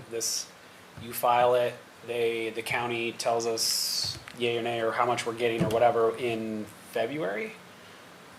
No, it's more like June. Oh, we start June or budgeting July. in the spring though, right? Or am Yeah. I way Well, too I- early in my timeline?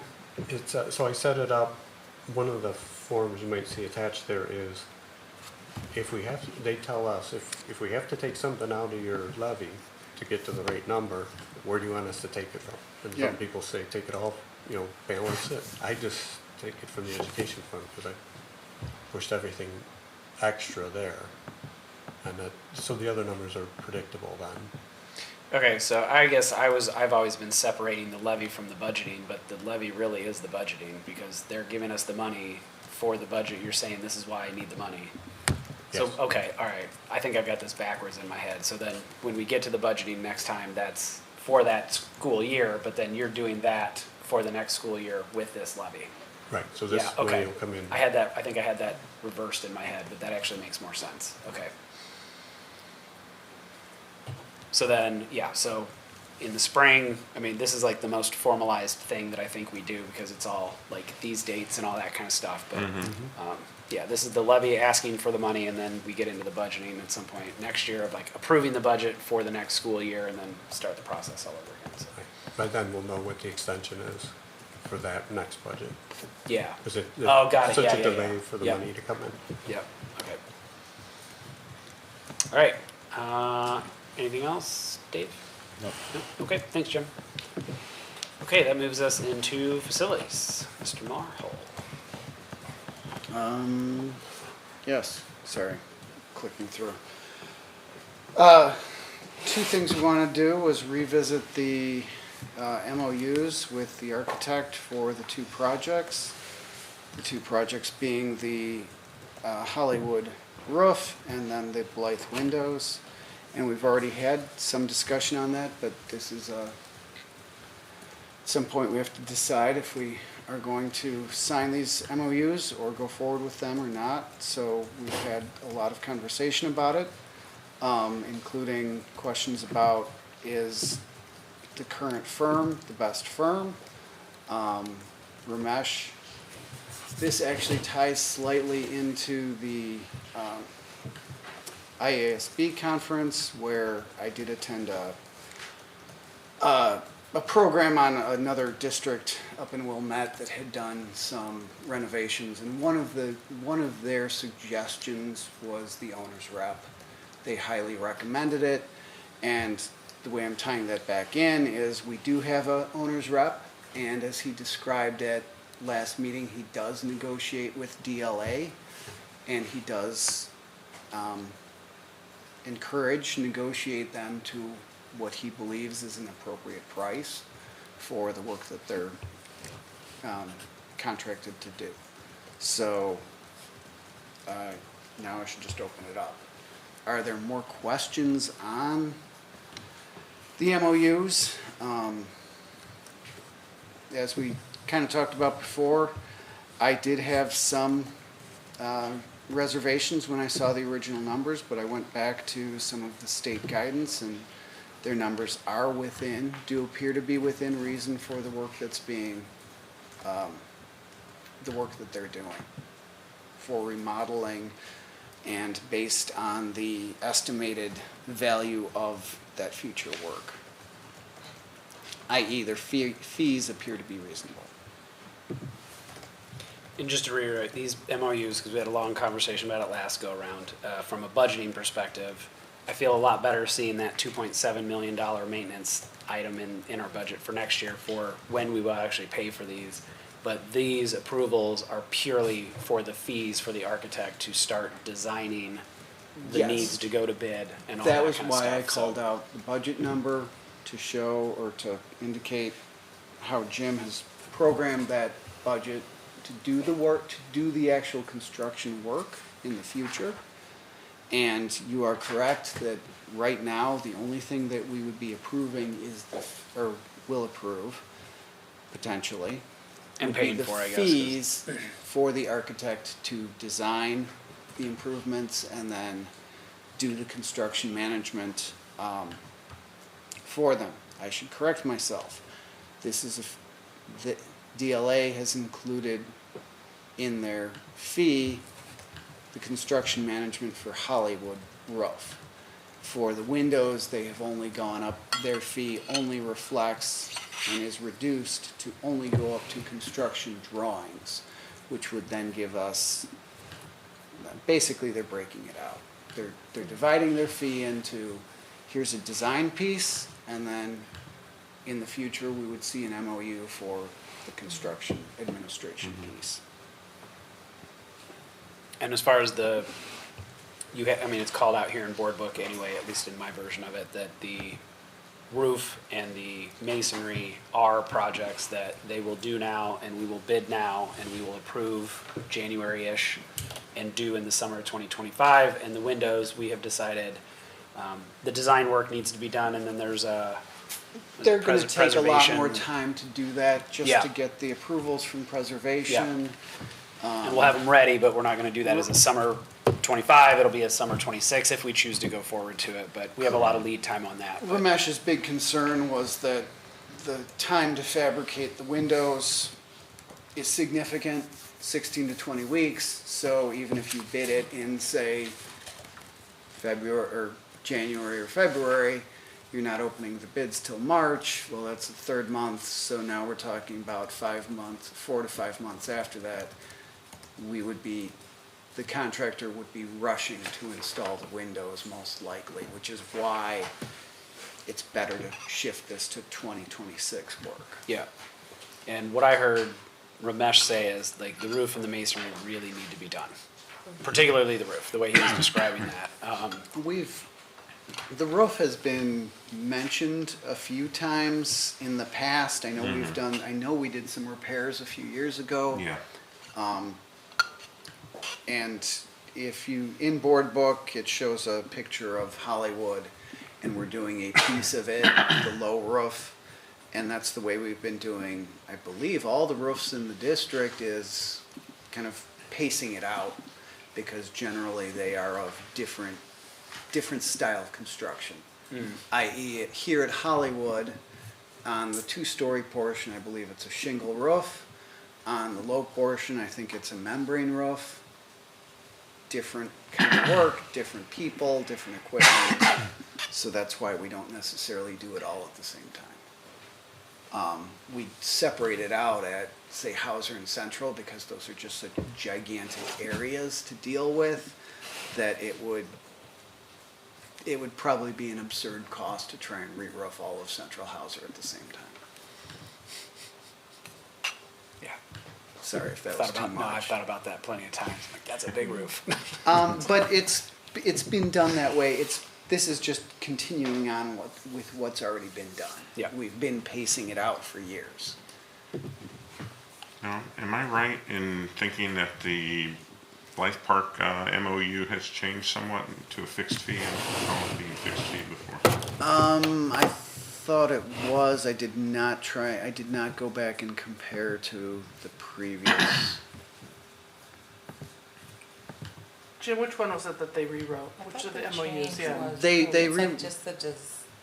Sorry, Stephanie, go. Well, I think the last one had the entire, the 88,000, it was the design plus, and I think the new one of 66 might just be the portion of for the design fee, which I think we had asked to see what the. Yeah, that sounded breakdown. familiar. I think you're It was right. like 2/3 would be designed, so yeah, that's what I see as a difference. I was trying to find in here, Joel, Yeah. you handed it out at the last board meeting. I found it really helpful about like the different categories. Oh, I do And have why it up. do the windows fall into category 2 and not 3? Or I think it said there was a reason, and Yeah, it give was cut me a moment, because I actually did. I think I've got the whole document here. Yeah, but I didn't think I was. All right, looking for it. magically, technology's magic. It popped into the right page. So the way the Capital Development Board does it is they divide projects into different classifications. Group 1, for example, includes all of these 5 things: historic restoration, sewage treatment, boiler conversion, physical plants, steam distribution. In our case, a boiler would be part of the physical plant. Under group, sorry, I'm gonna go back. And yes, I had made my own professional judgment, at least that's what I do in my paid work, that the windows could be called Group 2. And Group 2 includes systems and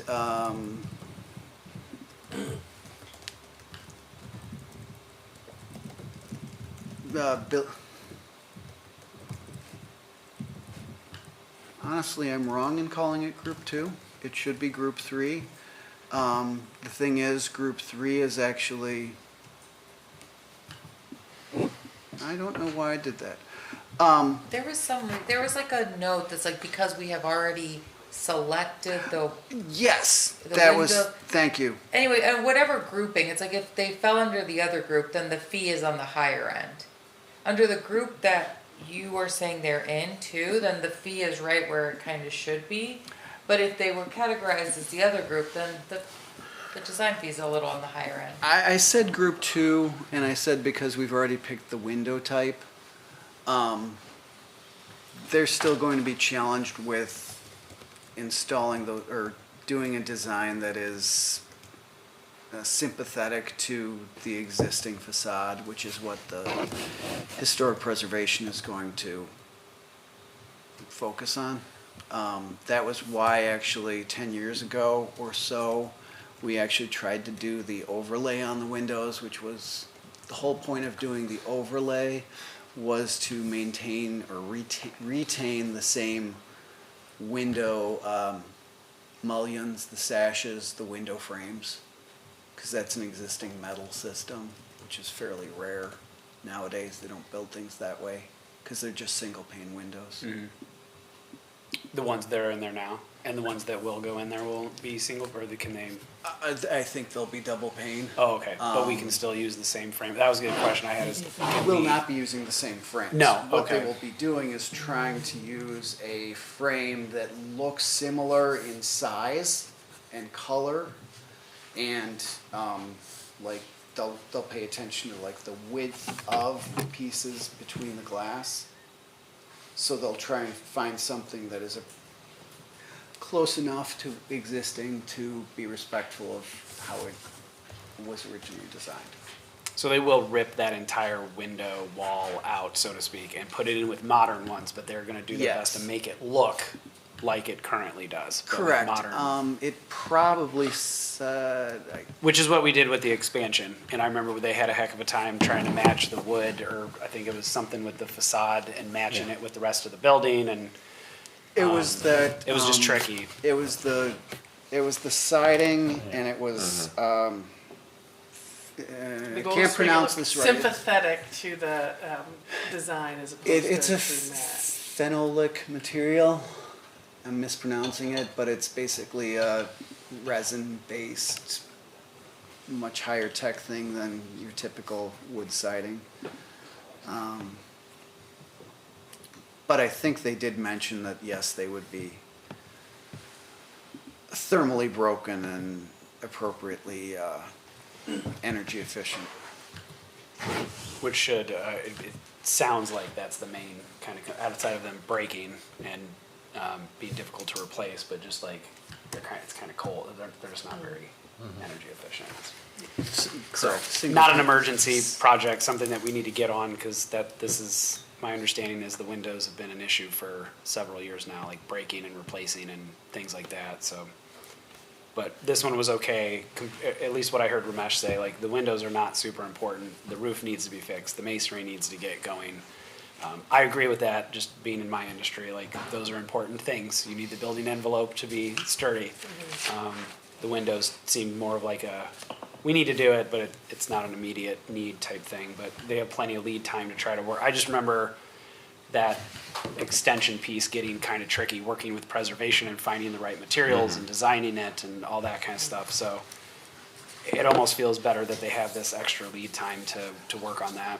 I think the lead time will help just in terms of fabrication for the contractor themselves, but also just trying to get the design right, because if you look at the MOU, it notes also that the storefront entries are going to be replaced, which is the doors and the windows adjacent to the doors. If you remember walking into Blythe, you have the door and then there's windows next to it, so that also would get replaced as well. I think the masonry was, perhaps we failed to mention it, and I apologize for that on the facility side, but the masonry is simply state of good repair. And we're just going to cycle through all of our buildings. So to your point, Stephanie, I just pulled it up side by side. Last one was 88,200, and they called out, this is for schematic design development, and construction documents for 66,150, so about 22,000 less. So I'm gonna guess 22,000 is what we should expect for construction-ish. I when we would get around expect to it. that. Yep, okay. Yes. I believe the other two were the same, if I remember They are. correctly. Yeah. I just looked. 67, so. We're not voting on anything tonight, just bringing it up, but we do, if we're good with it, and we want to move forward with it, if there's no major objections from the majority of us, this would be a vote. We'll put it on the agenda for next meeting so that DLA can get moving on it and get the bid specs and all that kind of stuff out so that we can get contractor bids in January. I think was the timeline Ramesh said, right? January? End of January? That was, yes, I believe so, and. Because they're continuing with this work under the presumption that we will approve it. If we don't, they'll stop working on it, but. They were doing a good faith effort.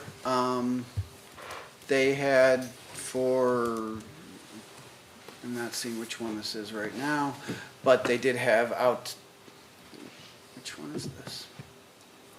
The masonry,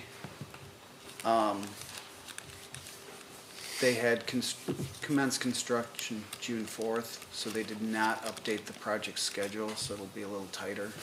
Because right now this shows October 18th out to bid, and clearly we're gonna be more like late December. And that's out to bid, that's not approving the bids. Yep, I didn't look at that schedule. Yeah, so we're like a month behind. But those materials are typically available, so it's, Yeah. there's not a fabrication issue. With the roofing materials and with the masonry and the tuck pointing, that's really all labor. Yep. With the parapet issue we had at Ames, do we have any, I don't know if we have any of that. We won't know until they're up there. Do we because have the parapets? Is it the same? There are still lintels and basically, the Ames issue was you have a window and then you have the wall around it. And above that window, there's something called a lintel. And that lintel basically holds the brick up like a bridge. And so when they took some of those bricks away, they discovered that the lintels were bad. They're metal, so they rust. Oh, they're metal. Oh, okay. All right. Typically, they're metal. There's lots of different ways to do it, but I believe these were metal, and you don't see the rust or we'll call it decay until you start taking bricks away. And once you take the bricks away and you see how bad it is, then you're in for a penny, in for a pound. The parapet at Hollywood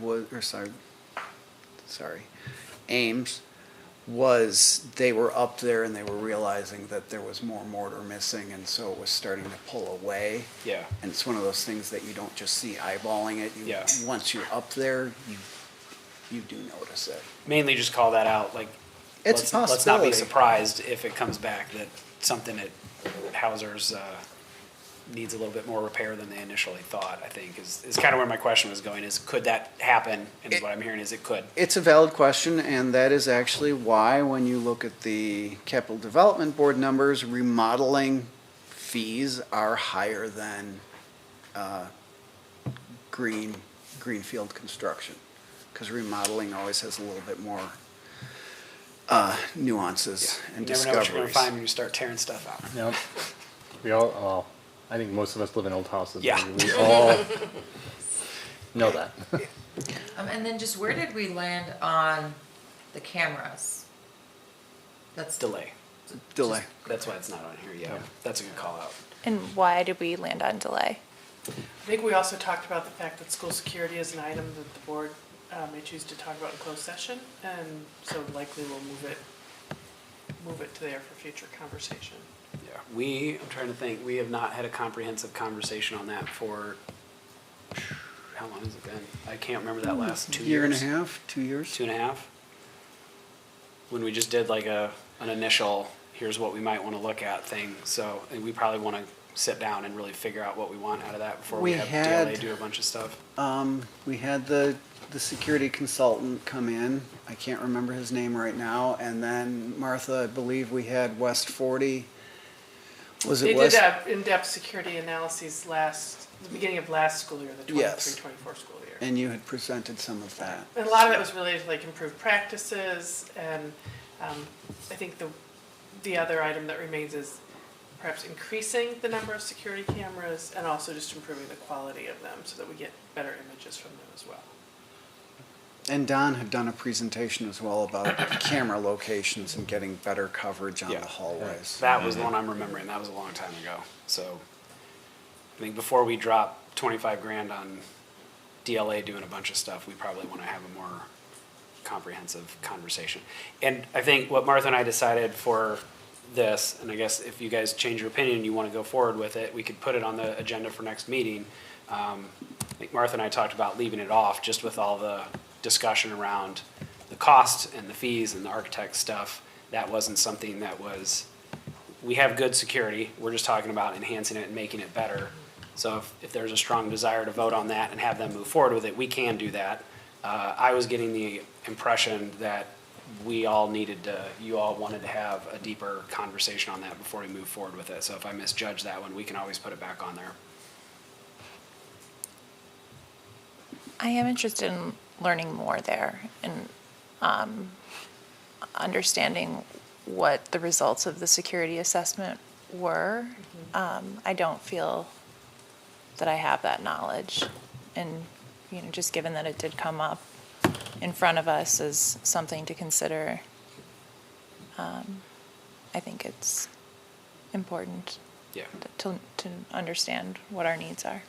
And I would agree with you on that. It's just a closed session item that we want to get into, so we can definitely schedule that. Maybe we can target that for, I don't remember we can talk about getting that on maybe January. I don't know that we could do it in December, but maybe I have it tentatively for January, just in notes. Yeah. Just another quick question on, I'm looking at the MOU dated November 25th from DLA that does cover the window work at Blythe. It says that in December of 2024, the tentative project schedule says that they'd be in front of the Historic Preservation Commission. What does that entail? Who is in front of them? I think that's usually Ryan, right? DLA goes to the actual, I know when we first started our work, I joined DLA. It gets to be a fairly technical conversation about the architectural features, and how they relate. Joel, I didn't mean to jump in. No, you you're know more than here. But, whenever you want me to add something. Yeah, and so the windows, because Blythe is a historically significant building, the windows in particular will require historic preservation approval, right? Endorsement, because they move that on then to the village board. Historic makes a recommendation. Yeah. And then the village board approves it. Yeah. But basically, Martha, it's considered a historic building in the village, so everything to do with the facade ends up coming before Historic Commission. And so DLA would present the window option and explain how they are going to, the improvement would be sympathetic to the building and would not detract from its historic nature.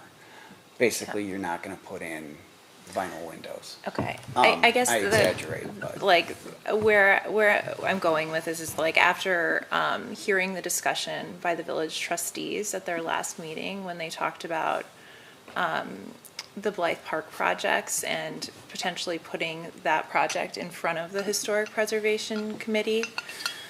I just wonder if we're going about communicating with other governing bodies in a way that truly represents our intent, our perspective as also being community members that have a great appreciation for preserving the historical look and feel of this community, and whether having an architect rather than a community member present this, or putting a legal document in front of the trustees rather than having one of us or the district be represented in sort of sharing our good intentions might be a more effective way of communicating with these other bodies. we've always struggled with it.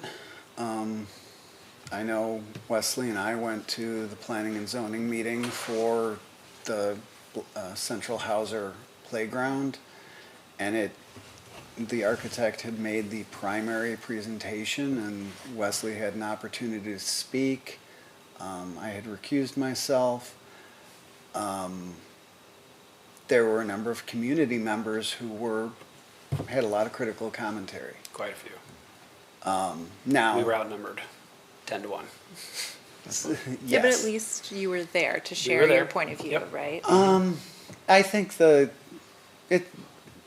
planning and zoning, the commission itself, I don't think it had critical commentary or critical constructive commentary that the architect then took back and incorporated into those documents. And DLA made the changes, and then next time around, the commission did recommend it to the village, and the village ultimately approved the playground improvements. So some of it, process is hard, I would say. And I think if we can come in front of them or speak favorably, that's good. It helps, but I don't know that ultimately the commissions are looking at it from a pretty specific perspective. And historic is going to be kind of what you said. Does this still respect the historic naming of the building? Yeah, I guess just seeing that, like, hey, there's this interaction coming up in this month, right?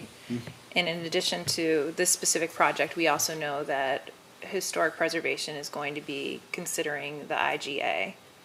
They Like- would not.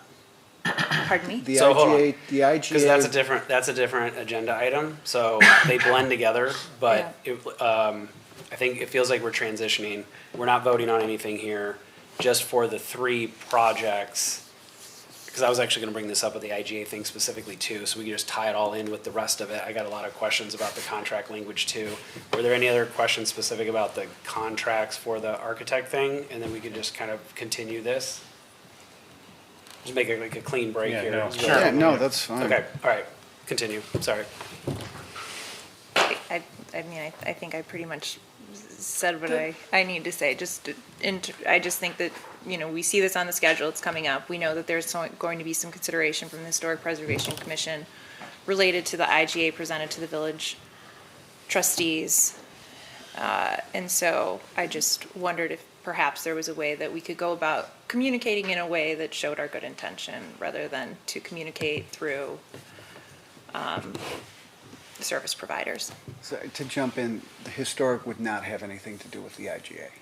Okay, The so, playground IGA. You're starting to talk about the playground IGA. yes. The playground So we're, IGA, yeah, which- so we're gonna move That's- into the Blythe Park intergovernmental agreement, and so we have a contract that did not get approved by the board, it got tabled.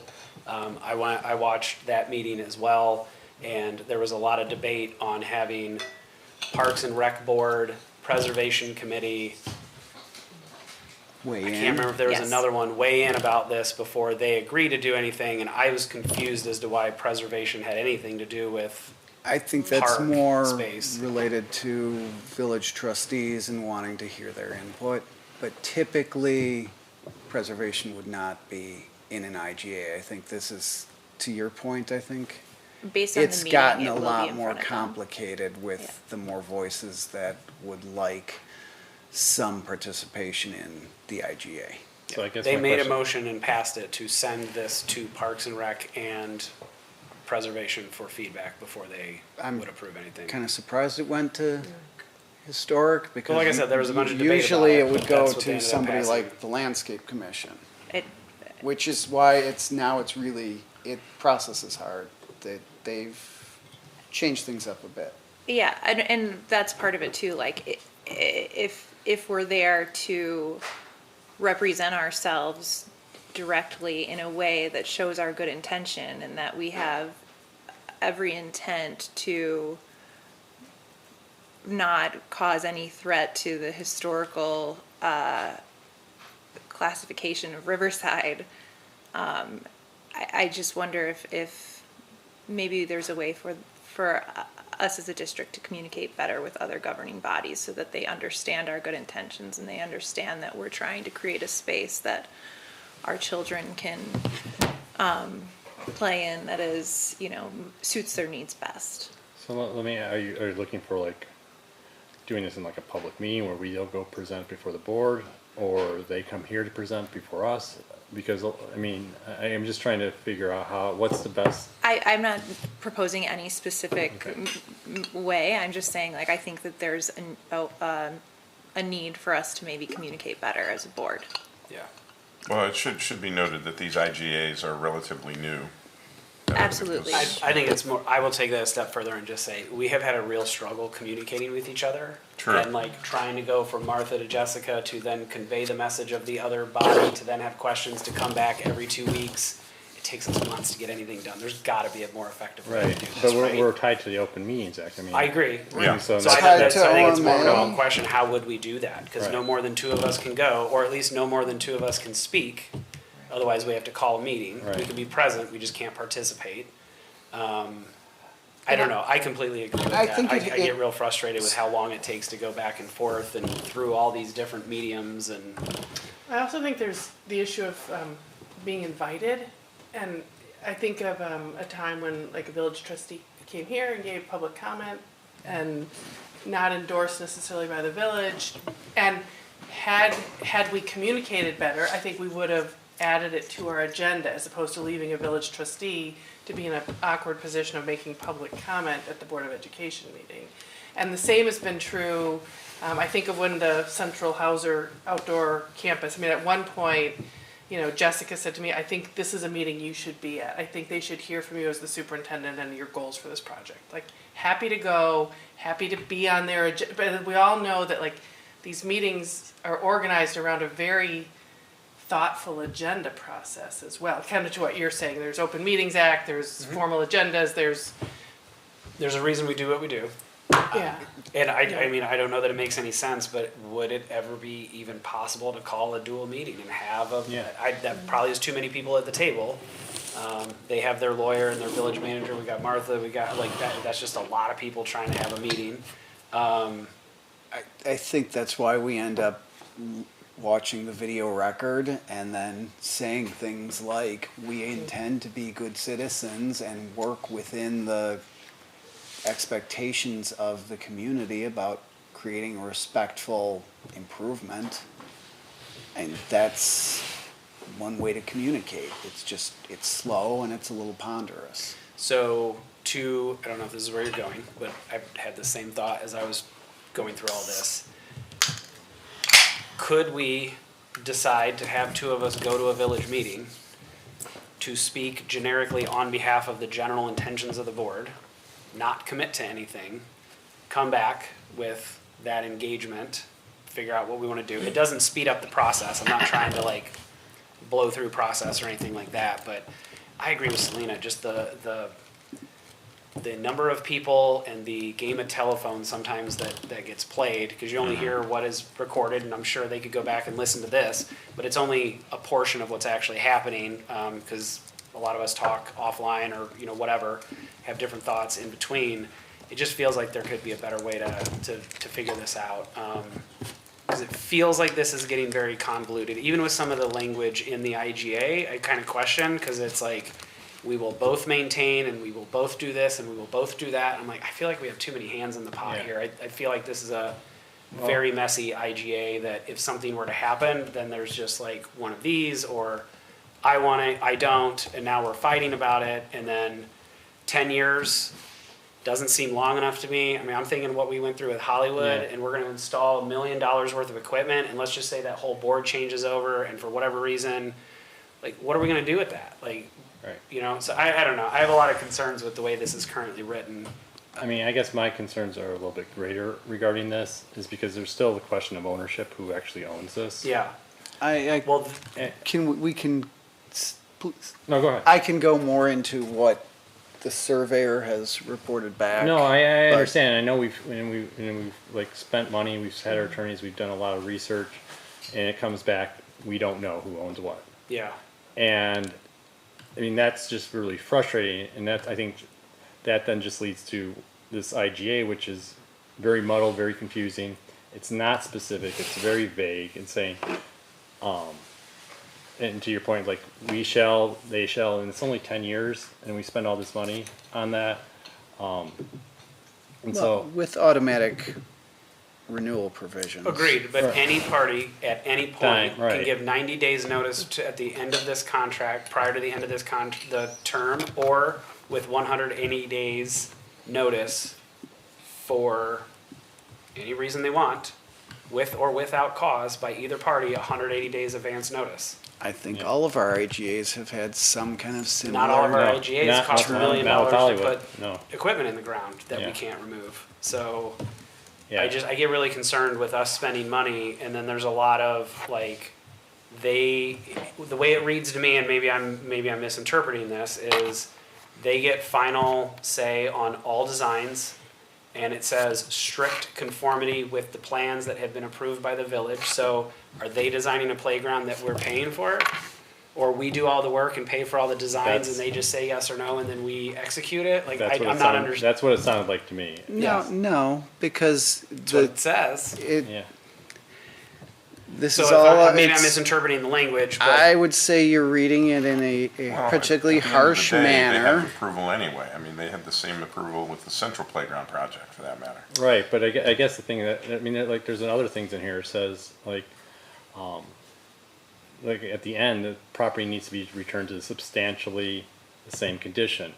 What is considered substantial? I mean, it's just, I guess the contract to me needs to be much more specific. Yeah. Because it's like also talking in section 3, it says approval shall not be, regarding the village, approval shall not be unreasonably withheld. What does that mean? We're already talking 2 weeks automatically between anything, but what is unreasonably withheld? It's just, the vagueness of this is sort of ripe for, in my opinion, that we will just be basically pointing fingers at each other if something doesn't. Potentially. Yeah. And that's what I want to emphasize. We're throwing a lot of theoreticals here. We can agree to agree, and, yes, things can go south. But if we have DLA design a sufficiently sympathetic playground, which is gonna probably look pretty much like Central or Hollywood without as much color, that'll pretty much pass muster. They may have some comments, and yes, there are people within the village who could be unreasonable.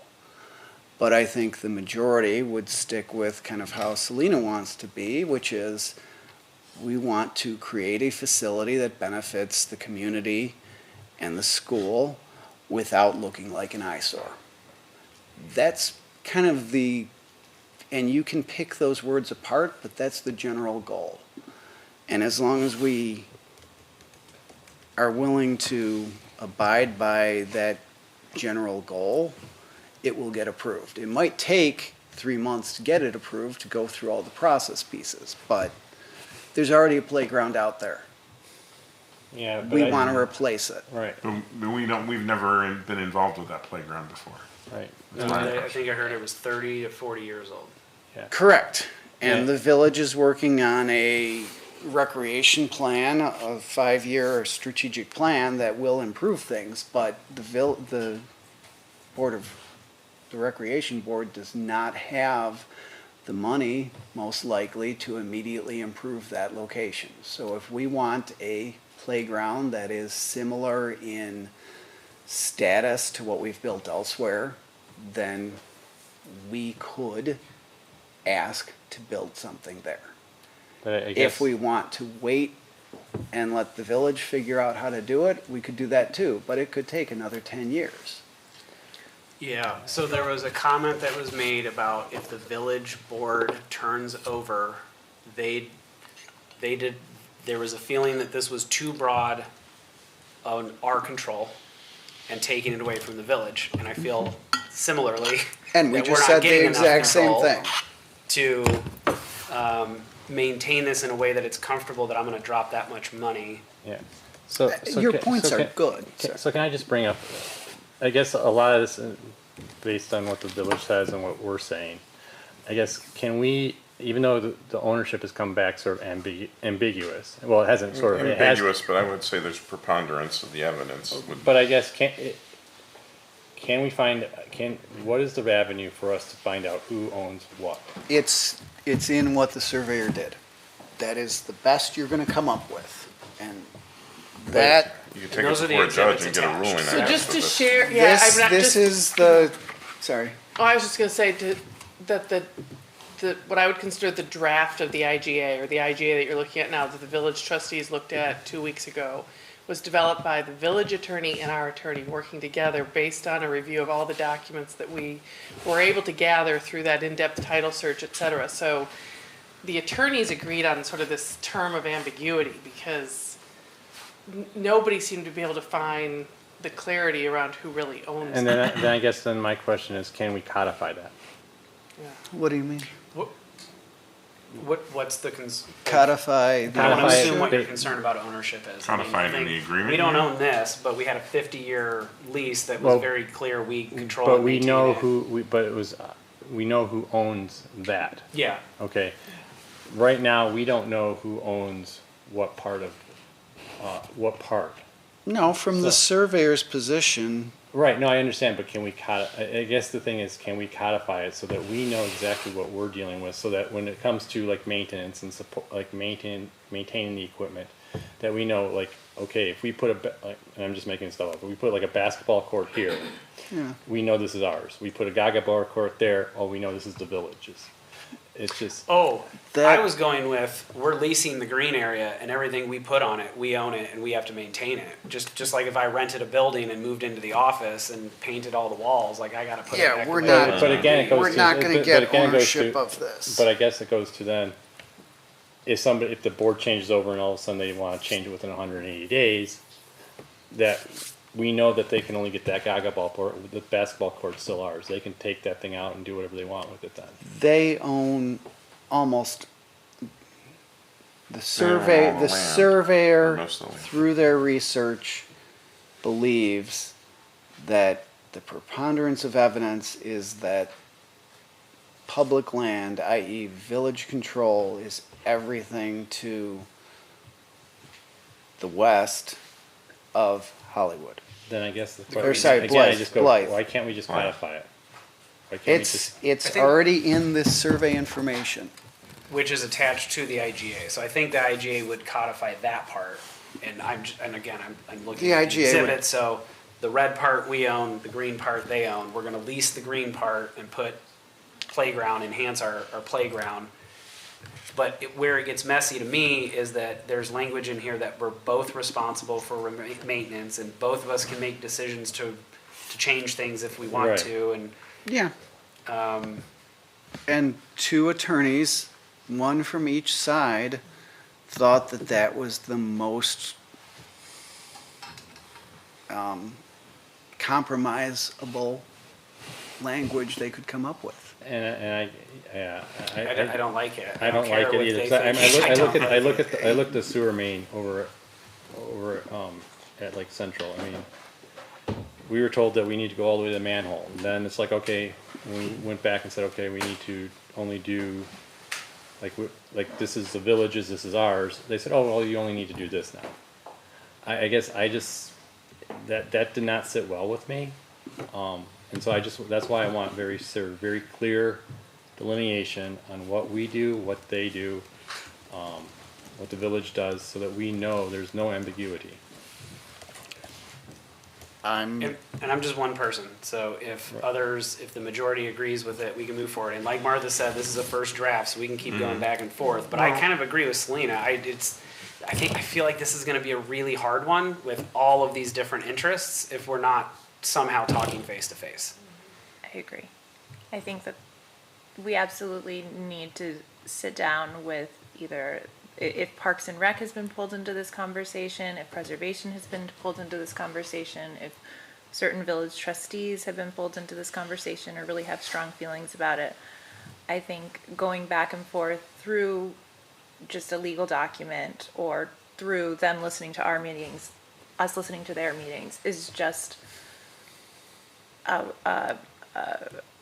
Painful.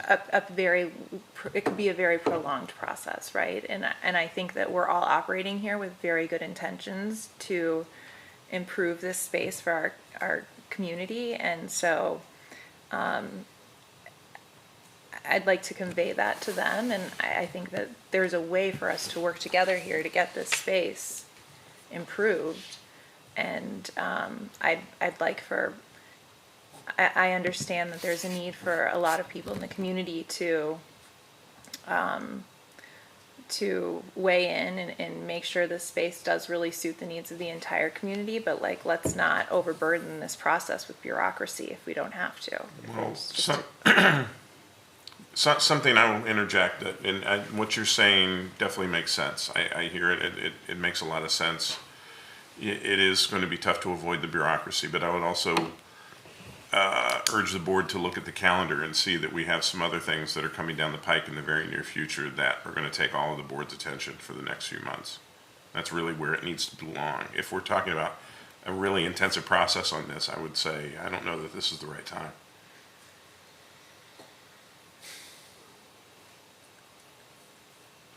I don't know that we can't do both. Yeah, I mean, so you were talking about inviting to the table. I don't know if that is an option to go to the other side. Joel, when you and I, well, you recuse yourself. When I went to zoning and planning, I went as a private citizen. I did not speak on the behalf of the board. I did indicate that I was a board member, but I was here on my own accord, speaking for my own beliefs. I think, like, I don't know what options, like, I know this is counter to what I just said here, but it's where we're at right now. Like, is there a way that maybe you could talk to Jessica and just see what kind of, like, feel out what opportunities there would be? Would it be better for one of us to reach out to some, like, how do we move this forward? So a couple, it doesn't do us any good. Yeah, I mean, just listening to what you're all saying and trying to think through, like, what would be possible actions, possible solutions.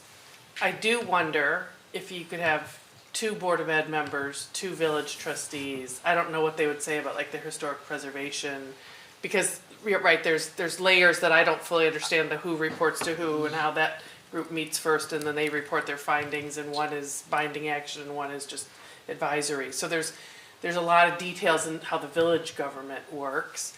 A lot of, requirements, obviously, Open Meetings Act for all of us. But one idea would be, I wonder about a 2-2-2 kind of setup, because then I don't think there's a breach of OMA. You would have to sort of appoint 2 board members to go and can't make any decisions, but could have a discussion. The other reality is that's really what the village charges Jessica Francis with, and you all charge me with, is sort of being able to confer and plan and problem solve together. We did that, right? To get to this IGA, it was both our attorneys, it was Jessica, myself.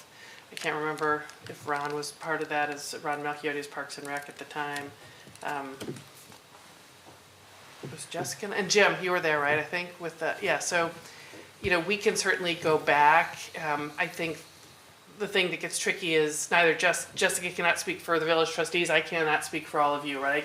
I can hear what you're saying here tonight, and I can go back and convey those ideas, and we can problem solve from there. But I can't, when there are things that truly require 7 of you to vote and a majority of you to rule on specific actions, that's not my work. I'm happy to, obviously do the work of a superintendent with a village manager and sort of move this forward as best we can.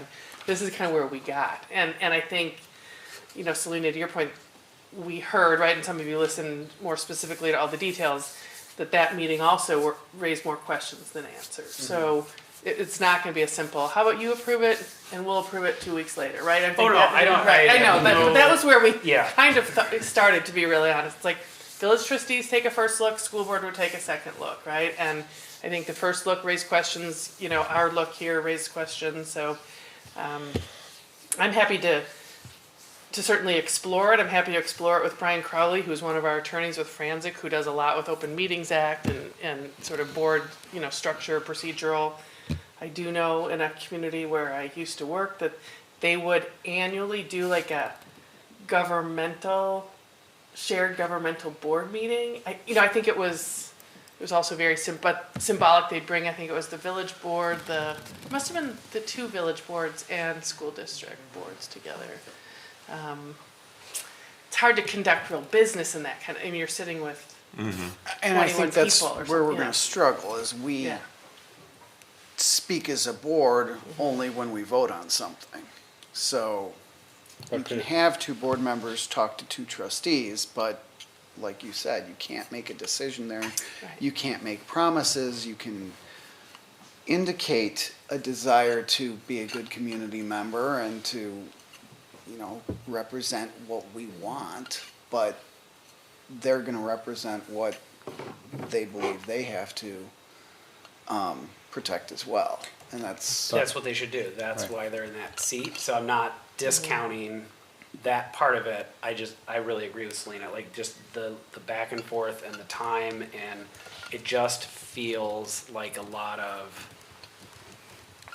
disconnect between two bodies that are speaking independent of each other and trying to communicate through other mechanisms. And I know that's what we normally do, but anytime we get into these, it just always gets messy and super long, and it doesn't really seem like the intent of either party is really coming through. What if, though, to Martha's, what Martha mentioned about like sort of intergovernmental meeting, yes, so you can't make decisions, you can't like vote, but can we have like a working session, a cow, essentially? Can we do like a intergovernmental cow where we sort of, the only thing on the agenda is an IGA, and we sort of talk that through, and then at the end, sort of give directions to our respective representatives on what we want them to do going forward. Are we way overstepping here, Martha? I honestly don't know. I mean, I think, I mean, it just feels like I've seen good it done. behavior to do as humans that live Yeah. in the same community, but are we getting way out of bounds on the political nature of being a governing body? What do you mean? Our role, like, I don't know. I just, state and federal government don't have these same handcuffs to go talk to whoever they want and then come to the floor and debate and whatever. It feels like it's so But hard for us to just talk Open Meetings Act is an Illinois law. Typically, you don't see, you might see a mayor of a town try and speak at a Illinois state legislature, but they would be there as a guest. Yeah. And honestly, they would talk to their representative, and that representative is then supposed to stand at the Illinois legislature and represent their community. And we can talk to our trustees as citizens very easily. Yeah. There's nothing that says we shouldn't talk to our trustees as citizens. Sorry, just one other thought. Since we now have a survey that points to the land potentially belonging to That's being public land. being public land, could we model this agreement more so on the Hollywood agreement rather than starting from a place of like the lawyers coming to the table thinking it's a totally ambiguous scenario? We struggled to get that Hollywood agreement. It took us We did. probably, there were, somebody's going to correct me here, but It was that more than a year. Hollywood I was agreement gonna was say in process for Yeah. like 4 But years. it's a starting point. But it's an agreement now, so it's a good starting point, right? Like, Well, it's also with a private entity, because Hollywood. But it's a starting point. Yes, and So- I doubt actually a that good this idea. looks How that does- different. You don't think than- so? No, not I'm not- really.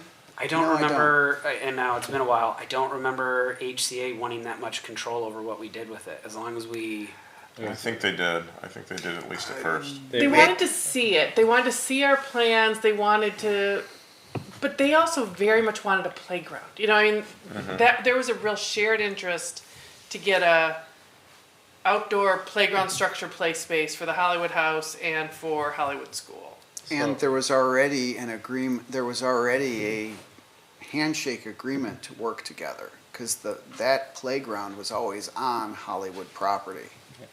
So there was already kind of a pre-made thing. But the school's always been next to this property, so I guess to your point, it's a good starting point, I guess. I'm sort of going to what we've all been discussing about. We sort of know what we instinctively know what our intentions are, what we want to do. We want to be good stewards, we want to make something that's going to be good for the kids, a play space. Guess what's the village's concern? What does the village want out of this? They seem to have, after this meeting, they send it to historic preservations, parks and rec. What are they looking for in this space? I'm not sure what they're looking for. I can't speak for them, but I'm going to guess that one, it's aesthetics. They don't want something that's going to stick out. That's going to be preservation's concern. I understand that, but I guess what do they want for the community? What is their goal? And I guess that's what I'm wondering. What do they want? What is the want? And what is their ask? Our ask is to build a playground that's good for the kids, that's good for the community. And what is their ask? my statement as putting on a citizen hat is probably a playground that doesn't stick out and provides similar facilities to what's there right now. Maybe a little bit improved, but don't go crazy. I could have grossly misinterpreted the public comment, but there was a citizen that was concerned about this project going forward. And there's always going to be, Yeah. as you and I saw at that Hollywood, I'm sorry, I'm really confused. Central. At Central Hauser, there are going to be people who are not going to like anything no matter what. Well, that wasn't what the comment was, just to clarify that. But- There was a concern about some of the development that we were doing. But I guess to So I Joel's point. think that's a valid point. I think, I can't get into the HCA lease thing, but I'll go back and read that just to kind of compare it. I think that's a good idea to just assess to see if that's a better starting point, but that's a good call out, Dave. Like, what are your 5 bulleted objectives? You know, Martha did a really good job during all of our facility stuff saying, we achieved these 4 things.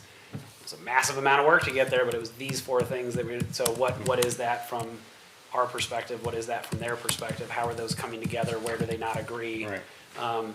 Some of the concerns, I think, were the same ones of like, we're gonna over pave it, we're gonna, I don't know, it's not gonna be aesthetically pleasing, we might lose our landmark status. All like valid, some of that landmark stuff is very valid, there's very specific things that you gotta follow so you don't lose that, so. But to Selena's point, like, it's not our intent to cause problems, we're trying to improve it, so. Is there just a more effective way we can get through this? I don't know. My thought was maybe if of interest, because I don't want to do anything that the board has not stamped, but if we were okay with somebody showing up to a trustee meeting, they take public comment in a very different fashion than we do. They tend to engage back and forth a little bit more. We could theoretically have some level of dialogue with them, not to commit to anything. We cannot make any agreements or commitments. I don't know if that would help or not. I guess that's, we all have limited time, Yeah. so. I guess maybe what I might ask is maybe if we can ask at the start, if we can maybe just make a presentation to them and list the 5 bullet points, and I'm just throwing out 5 because that's what we've been used, but 5 bullet points. This is what we want. This is what we're trying to do, and this is why. You're saying something not DLA presented, but by a board member? No, and presented? I'm not talking like, I'm not talking drawings, I'm not talking that we're gonna talk into like, oh, we're gonna have a yellow swing and a red, Our goals, like whatever, you just sort of rattle them off, improve play space. Right. Sort of modernize, I don't mean to say like, make it look modern and bright colored, I'm not saying that, Right. but. Replace they 30-year-old equipment. New There's very old equipment. equipment there, right? Right. You know, so. I mean, I think just maybe to conceptually. what we- Yeah, and just like, I think, you know, it would be helpful to have some visuals of what the current playground looks like compared to what some more modern playground structures look like. I think might that would be helpful, but I guess I'm going even back further because I don't know what the village wants. And so I guess my thing is too, is we'll go and say, this is our goals, this is what we want to do. I don't want to go with I don't want to necessarily go with schematics of saying, but just sort of, this is what we want. And then I'd like the village then to maybe come to us and say, this is what we want for that space. And see then where do we overlap? Where are our differences? And then how can we resolve Because I that? think, Joel, you alluded to, I think one of the things that's confusing to me right now, and I think it's because they're in this process, but they have been talking for a while, and really informally for a good long while, about a goal to improve their playgrounds. Because Yeah. when we started, it was like, how about you take care of these schools? And it was very informal, so I don't mean to say that they've backed down on a commitment at all. No, that but- actually came up, that they Oh. spent $100,000, doing like an assessment of all the parks, so I thought that was a valid point, like, then we come in and we, you know, we do our own things, like, again, like, there's a lot of different interests here, so I do think that was a little bit of a concern, at least from one, we want a playground, they want a basketball court, I think it's more than that, than what's just in this IGA, right, so. Well, Right, the and that's why I basketball think that's court is the tennis court that's out there. right. What I would suggest, and let me talk to Brian Crowley more too, and talk to Jessica, but I would suggest that what we might really be asking for is to be placed on their agenda with a dedicated agenda item, and not leave it to 2 board members who come in and say, as, you know, as citizens and not as board members, we want to make these comments. It's put us on the agenda so we can give an overview of our goals related to the Park Playground. And who would that be, you? It could be, I mean, it could be, I think, it sort of depends on, you know, are we talking about goals, like, Or are we talking about schematics of a playground? Because schematics of a Yeah, I wanna playground get is into where it. I then look to the architect. Yeah, yeah. If it's about goals, kind of like what we talked about when we started our whole facilities, long-range facilities, was we wanted to separate play and parking. We wanted to improve Yeah. outdoor play spaces. You know, I mean, that's the kind of thing I think I would talk about, or Jim and I would talk about, or a principal and I would come, you know, Casimir and I would, however we want to do that. And I would be happy to go and support whether I speak or Yeah. not. I'd be happy to support that. But rather than sort of leave it to happenstance, like we're limited in time or whatever, that we would say, is there a way you could add us to the agenda? Right, and then On a specific night at a specific time. I would offer it up to them, Yeah. if they're open to it, offer up to have them come here and make a presentation. Yeah, they did it for all the parks, there's quite a few parks in Riverside, we're just talking one park. Have them come and say, what do they want for this space? Yeah. Because if I was in their seat, I would want that to be cohesive with everything Right. else that I'm doing, right? And I Yeah. totally get the preservation piece. I totally get the landmark status.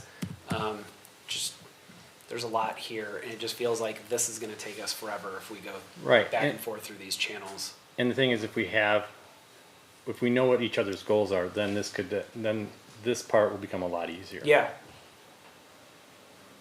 I agree. And I think just that I think we need to be a little bit more clear on the ownership, not of the land, but like who is doing what. And it Yeah. seems like both of us are responsible, both of us can make decisions. And they are theoretical, Joel, but I've been in situations like this before. If you don't write good contracts, it leads to problems later. So, And I honestly, I did not have an issue with the maintenance and repair of structures paragraph. I thought it basically said the village was going it says to, each party desires to allow the other party to use, maintain, and improve the property as provided herein. yes, So improvements would mean changing things, and so, which is a playground. That's what we want to do. We want to improve the playground. We want to build new playground equipment out there.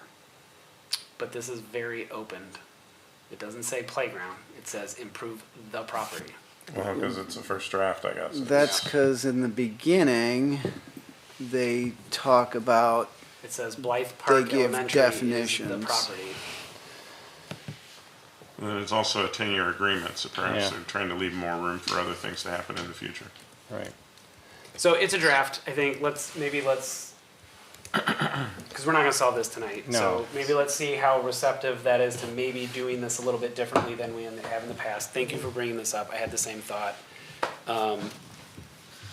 And I'm just thinking back to the challenges we've had with all of our other facility stuff, right? It just takes so long going back and Right. forth. Is just there maybe an easier way to communicate what we're trying to do? I think your point is pretty valid, David. Like, what is our core goals? What are their core goals? Then we can go back to normal course of business. Does these meet these collective goals Right. and go from there? and see, some of that is already set out in those recitals.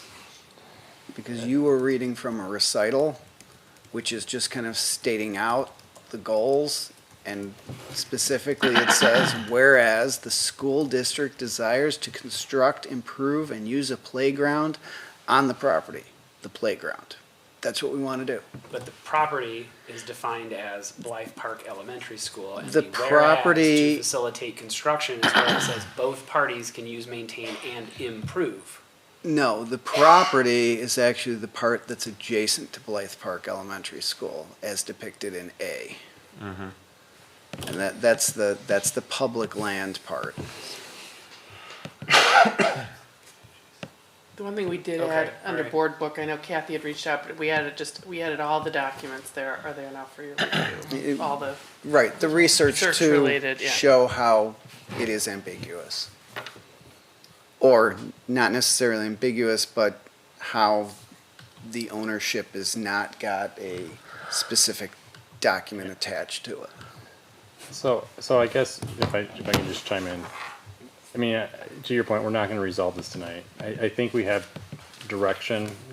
Martha, I think you have direction. And then sort of looking at the time right now, and we've got a few more One items. more thing, or just one more, it can be right? really fast. So, Yeah, I would agree with you, David. Any last comments? Even though you just cut it off. I like the idea Thank you, of though. Martha continuing to work on this. Yeah, okay, we'll figure out what our next steps are.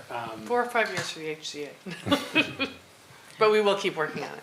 And I don't want to, this is a challenging thing. I totally get that. So it just, I think it's a great way. How do we think differently to get what we all collectively need is I think where we're coming out with this. Oh, you're right, we do have 2 more items. Okay.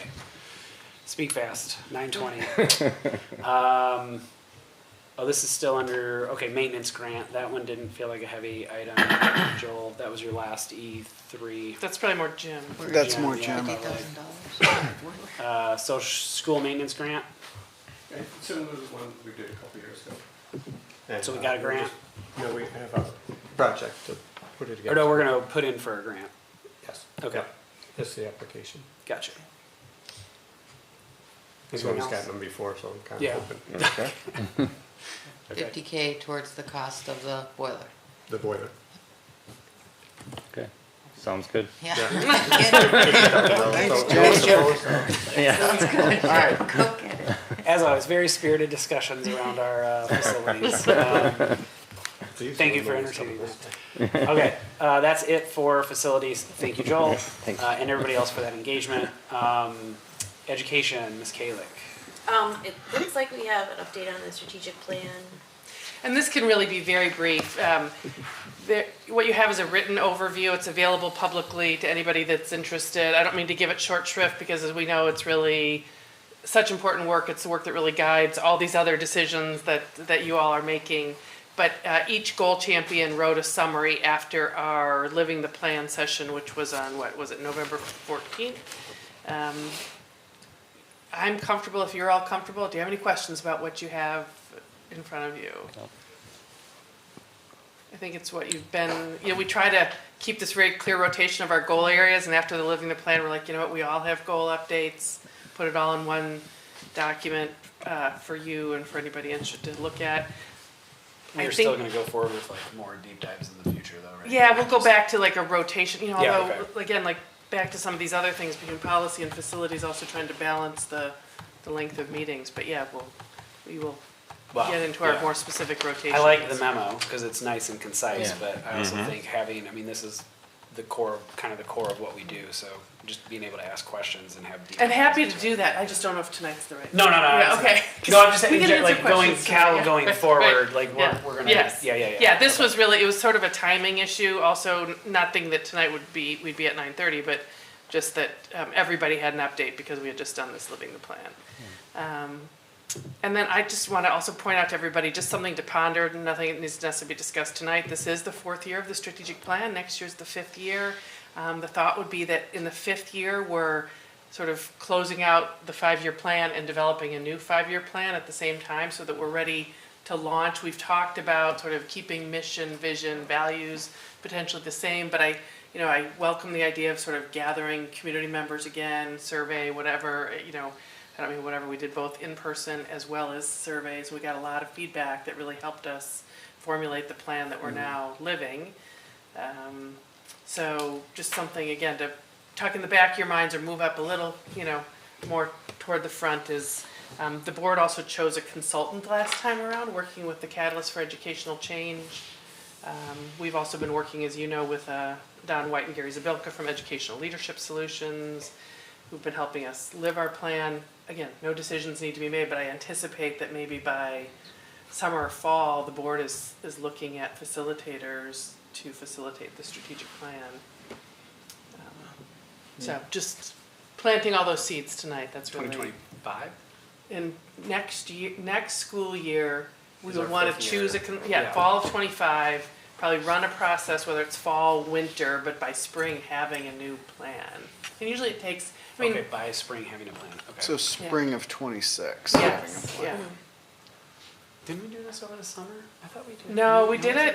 It was during the pandemic. I'm looking Yeah. at it. It was definitely It was on pandemic. Zoom. I feel like it was winter. It was a lot. Was of it winter? You were a big know. part It was, of it. it was a while. was It in the house for stretched on 2 for a years, while. so I There were don't several remember. Yeah, attempts. and I've heard everything from people saying, let's take one day, like an all-day Saturday, or, you know, and bring in No, a lot of I- community involvement, or I 6 think sessions. the multiple sessions definitely helped the Yeah. discussion, but Okay. at the same time, toward the end, it did seem maybe we might have been 1 or 2 meetings over.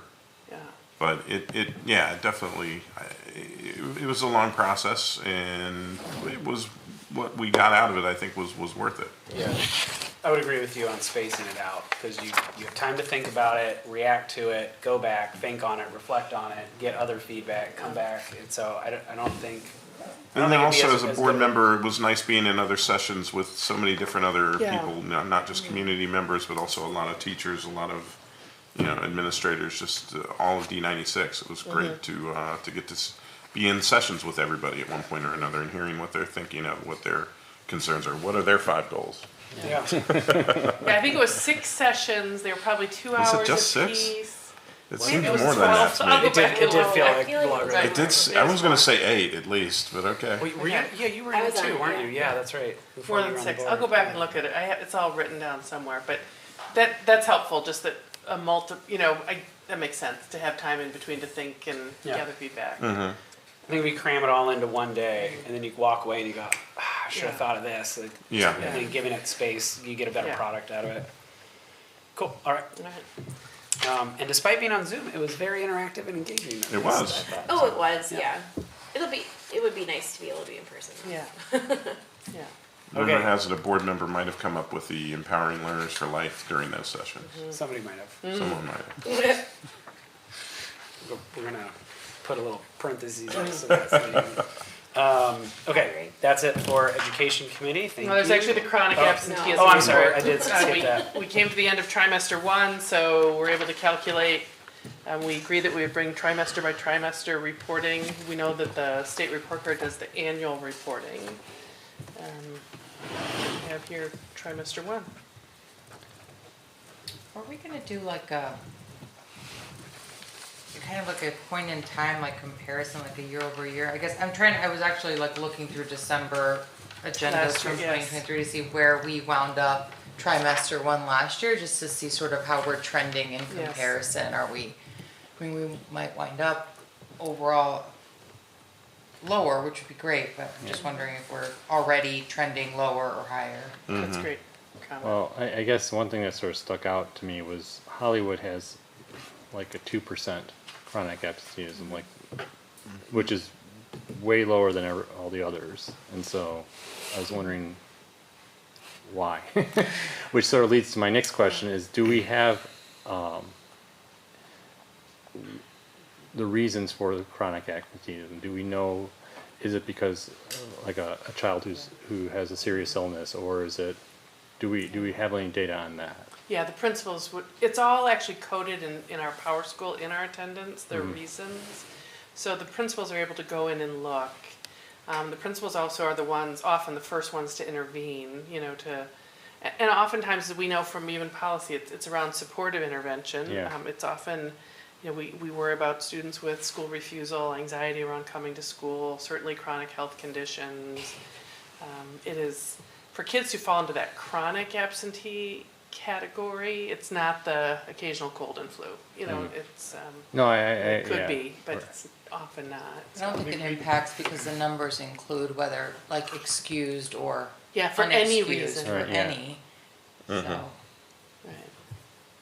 But to be considered chronic, you have to hit that 10% 10% threshold. Yeah. We think this year we ended up doing like a more detailed dive, right? So is that part new, or have we always done that? Like the reason? I don't remember. Like I've had to excuse my kids a couple times, and I was asked why. I don't ever remember being asked why in the past. So is that new? Like that level? Yes, of detail? Angel's shaking her head. I was gonna say, I Yeah. feel like you were always asked It's why, stronger. but the whys are maybe more detailed. Like we don't just accept sick. It's we're coming back with a note or something. We're coding it different in Power School, like we're actually coding it specifically so that we can In the see- categories, right? Oh, Right, yeah. yeah. But that's so- new this year, isn't Yeah, it? so we do, that is new. So in Power School, we're trying to get more to the why, Yeah. For our own rather internal- than just, Right. there's a bunch of kids out today. Yeah. But Stephanie, to your Good point, I feel point. like I gotta go back and look now because maybe we did do a trimester to I trimester. did, we had one, like, comparison. there was, I remember, I think. We so did. We had asked at one point, I know it was in Yeah. one. So I was just trying to open up December's last year, but I couldn't. Okay. And maybe that was under a superintendent in No, December and. I have the Okay. last 2 years of trimester 1, so the data is available, Okay. and it's been in the board book. But it would be neat But to we get. should have put it all in the same report, I think, yeah. You Yeah, have it just trended, we don't or you have to- just have the old one, or the prior one? like, this was trimester 1 in 23-24, and this is trimester 1 in Different, 2023. oh, different slides, I got you, same report, Yeah. different slides, okay. Overall, I think it's down though, right? Because we were at 14 at one point, and we're Yeah. just under I think 11, it's been so trending down trending in since the the right It's direction. trending. Went up in the pandemic and it's coming Trimester back 1 down, so- last year was 11.71 across all schools. It's Okay. trending down. So I it's just continuing hate to trend down. Okay, how that's long good. it takes to trend down. Yeah, but I think guess, prior to the pandemic, I'm remembering 6 is the number, is roughly what it was, am I I right? think it on was that? lower than that. Was it? 4, 5? I don't know. It was single 6 digits is what for sure. comes to me, but I could be Yeah, wrong. I don't know. I could be wrong too. I don't. How does it count? Does it count like a full, like you have to be out for the full day? Or, you know how sometimes like if you take them to a doctor's appointment, you'll get all these like. Yeah. There's a threshold. Absent, and then, you know, when you bring them back, you power school, you know, suddenly Yeah. you get all the notifications, they're back. It's done in half-day increments. So Half if you're in day, school okay. For a certain amount of time, I think it's about 3 hours, but don't quote me on that. Okay, If you're in so- school for a certain amount of time, you get marked present for half a day or another certain benchmark a full day. Gotcha, okay, yeah, that's what I was. So, to put you on so, the so, spot, yeah, if you're missing less than, say, a half, 3 hours, would you be counted? You shouldn't be counted. I can't answer that off the top of my head. Fair enough. My question was inappropriate. so, though I am sort of just looking, I mean, I'm looking at the percentages, and it seems that Hollywood is definitely skewing this number. Because Hollywood is, like I said, less than 2%. The others are, and the chronic absenteeism is not, 10.59% is not that of the average daily enrollment. And so I know the numbers are being skewed. I'm just wondering, again, going sort of, why is Hollywood so low? And then are we doing something different in Hollywood that's making this lower? I mean, I guess I would say for me, the chronic absenteeism, if we're looking for districts, should be by the total enrollment, not by the schools. What's the average daily, let's see, average daily attendance and average daily absences? So those are just kids who are out for whatever reason. yeah. But the chronic absentees are the ones who are consistently out. Yeah. So, I mean, Hollywood, average daily percent absent is similar to Blythe. So a random number of kids are generally out 3% of the time.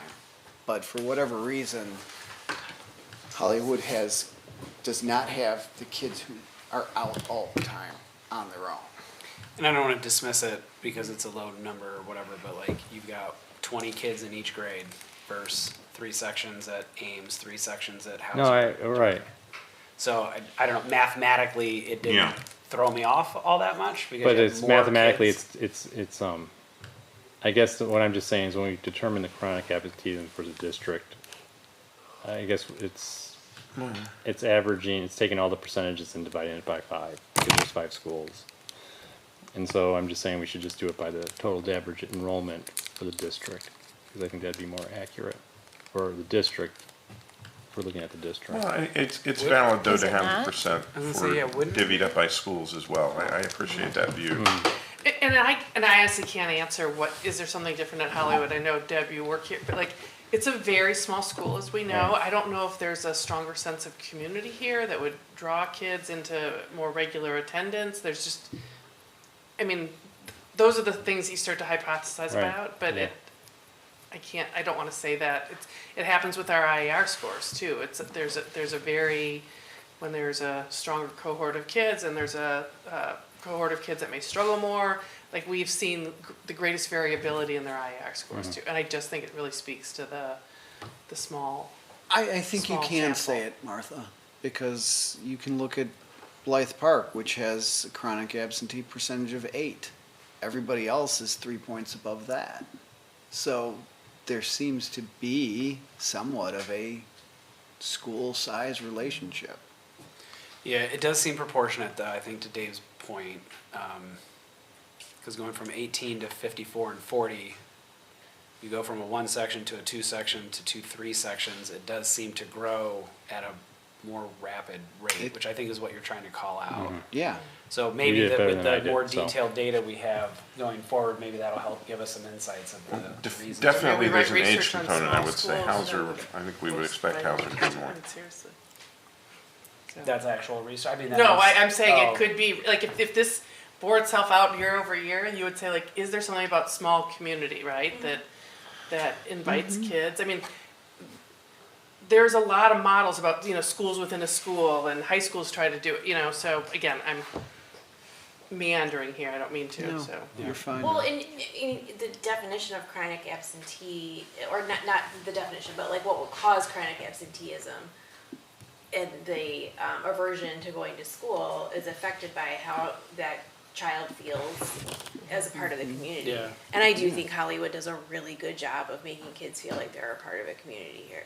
That belongingness component of Yes. it, yeah. Yeah. I mean, we just saw Kim stand here and give us pins and share about how I mean, she was on it's this so- yeah. podcast. Like, I'm not saying that our other principals don't do a really great job, but she's very, very take it intentional down. around community, and I think it shows up in attendance. Yep. I just keep steadying my leg when I pull back. David, if you take what you were talking about, like not averaging the percent, it's 10.85. If you took 181 total chronic absentees out of the whole daily enrollment, it's 10.85%. So it's a little higher Yeah. than. Right. Thank you. Barbara's test is no good without a calculator. Is there any action that we want for an upcoming discussion? I do think, like, in the second trimester iteration of this, there should be a comparison to prior years would be helpful, just to see how we're Stats, trending, yeah. And then maybe once we have that, I like that we're grabbing the extra detail, because that might help us I in the do, future too. yeah. So I think it's probably a little early for that, but, okay. I guess just one last comment, and I've said this before, I think in the last few meetings, is that it's really encouraging the progress that's being made here. And I know that the principals have put a lot of work behind improving these numbers, and so I'm very appreciative of that. Yep. That's all I got. All right. Dave, on the last one, Selena's on the last one. Thank you. All right, okay. That is it for education. Thank you, education. Personnel doesn't have anything, but I always check in. Dan, Selena, any thoughts? I had a several-page presentation, but somehow lost it on the way over here. Next time. Okay, no additional public comment. I don't see anybody here. Kathy, I'm assuming nothing? Okay. Future meeting dates, December 18th, 2024 will be a regular business meeting at 7 PM in the Hauser Learning Resource Center. January 1st is canceled. That would have been our January committee of the whole. January 15th will be a regular business meeting at 7 PM in the Hauser Learning Resource Center. And with that, we have no we don't have closed session today, but there is a closed session thing on here. With that, this meeting is adjourned.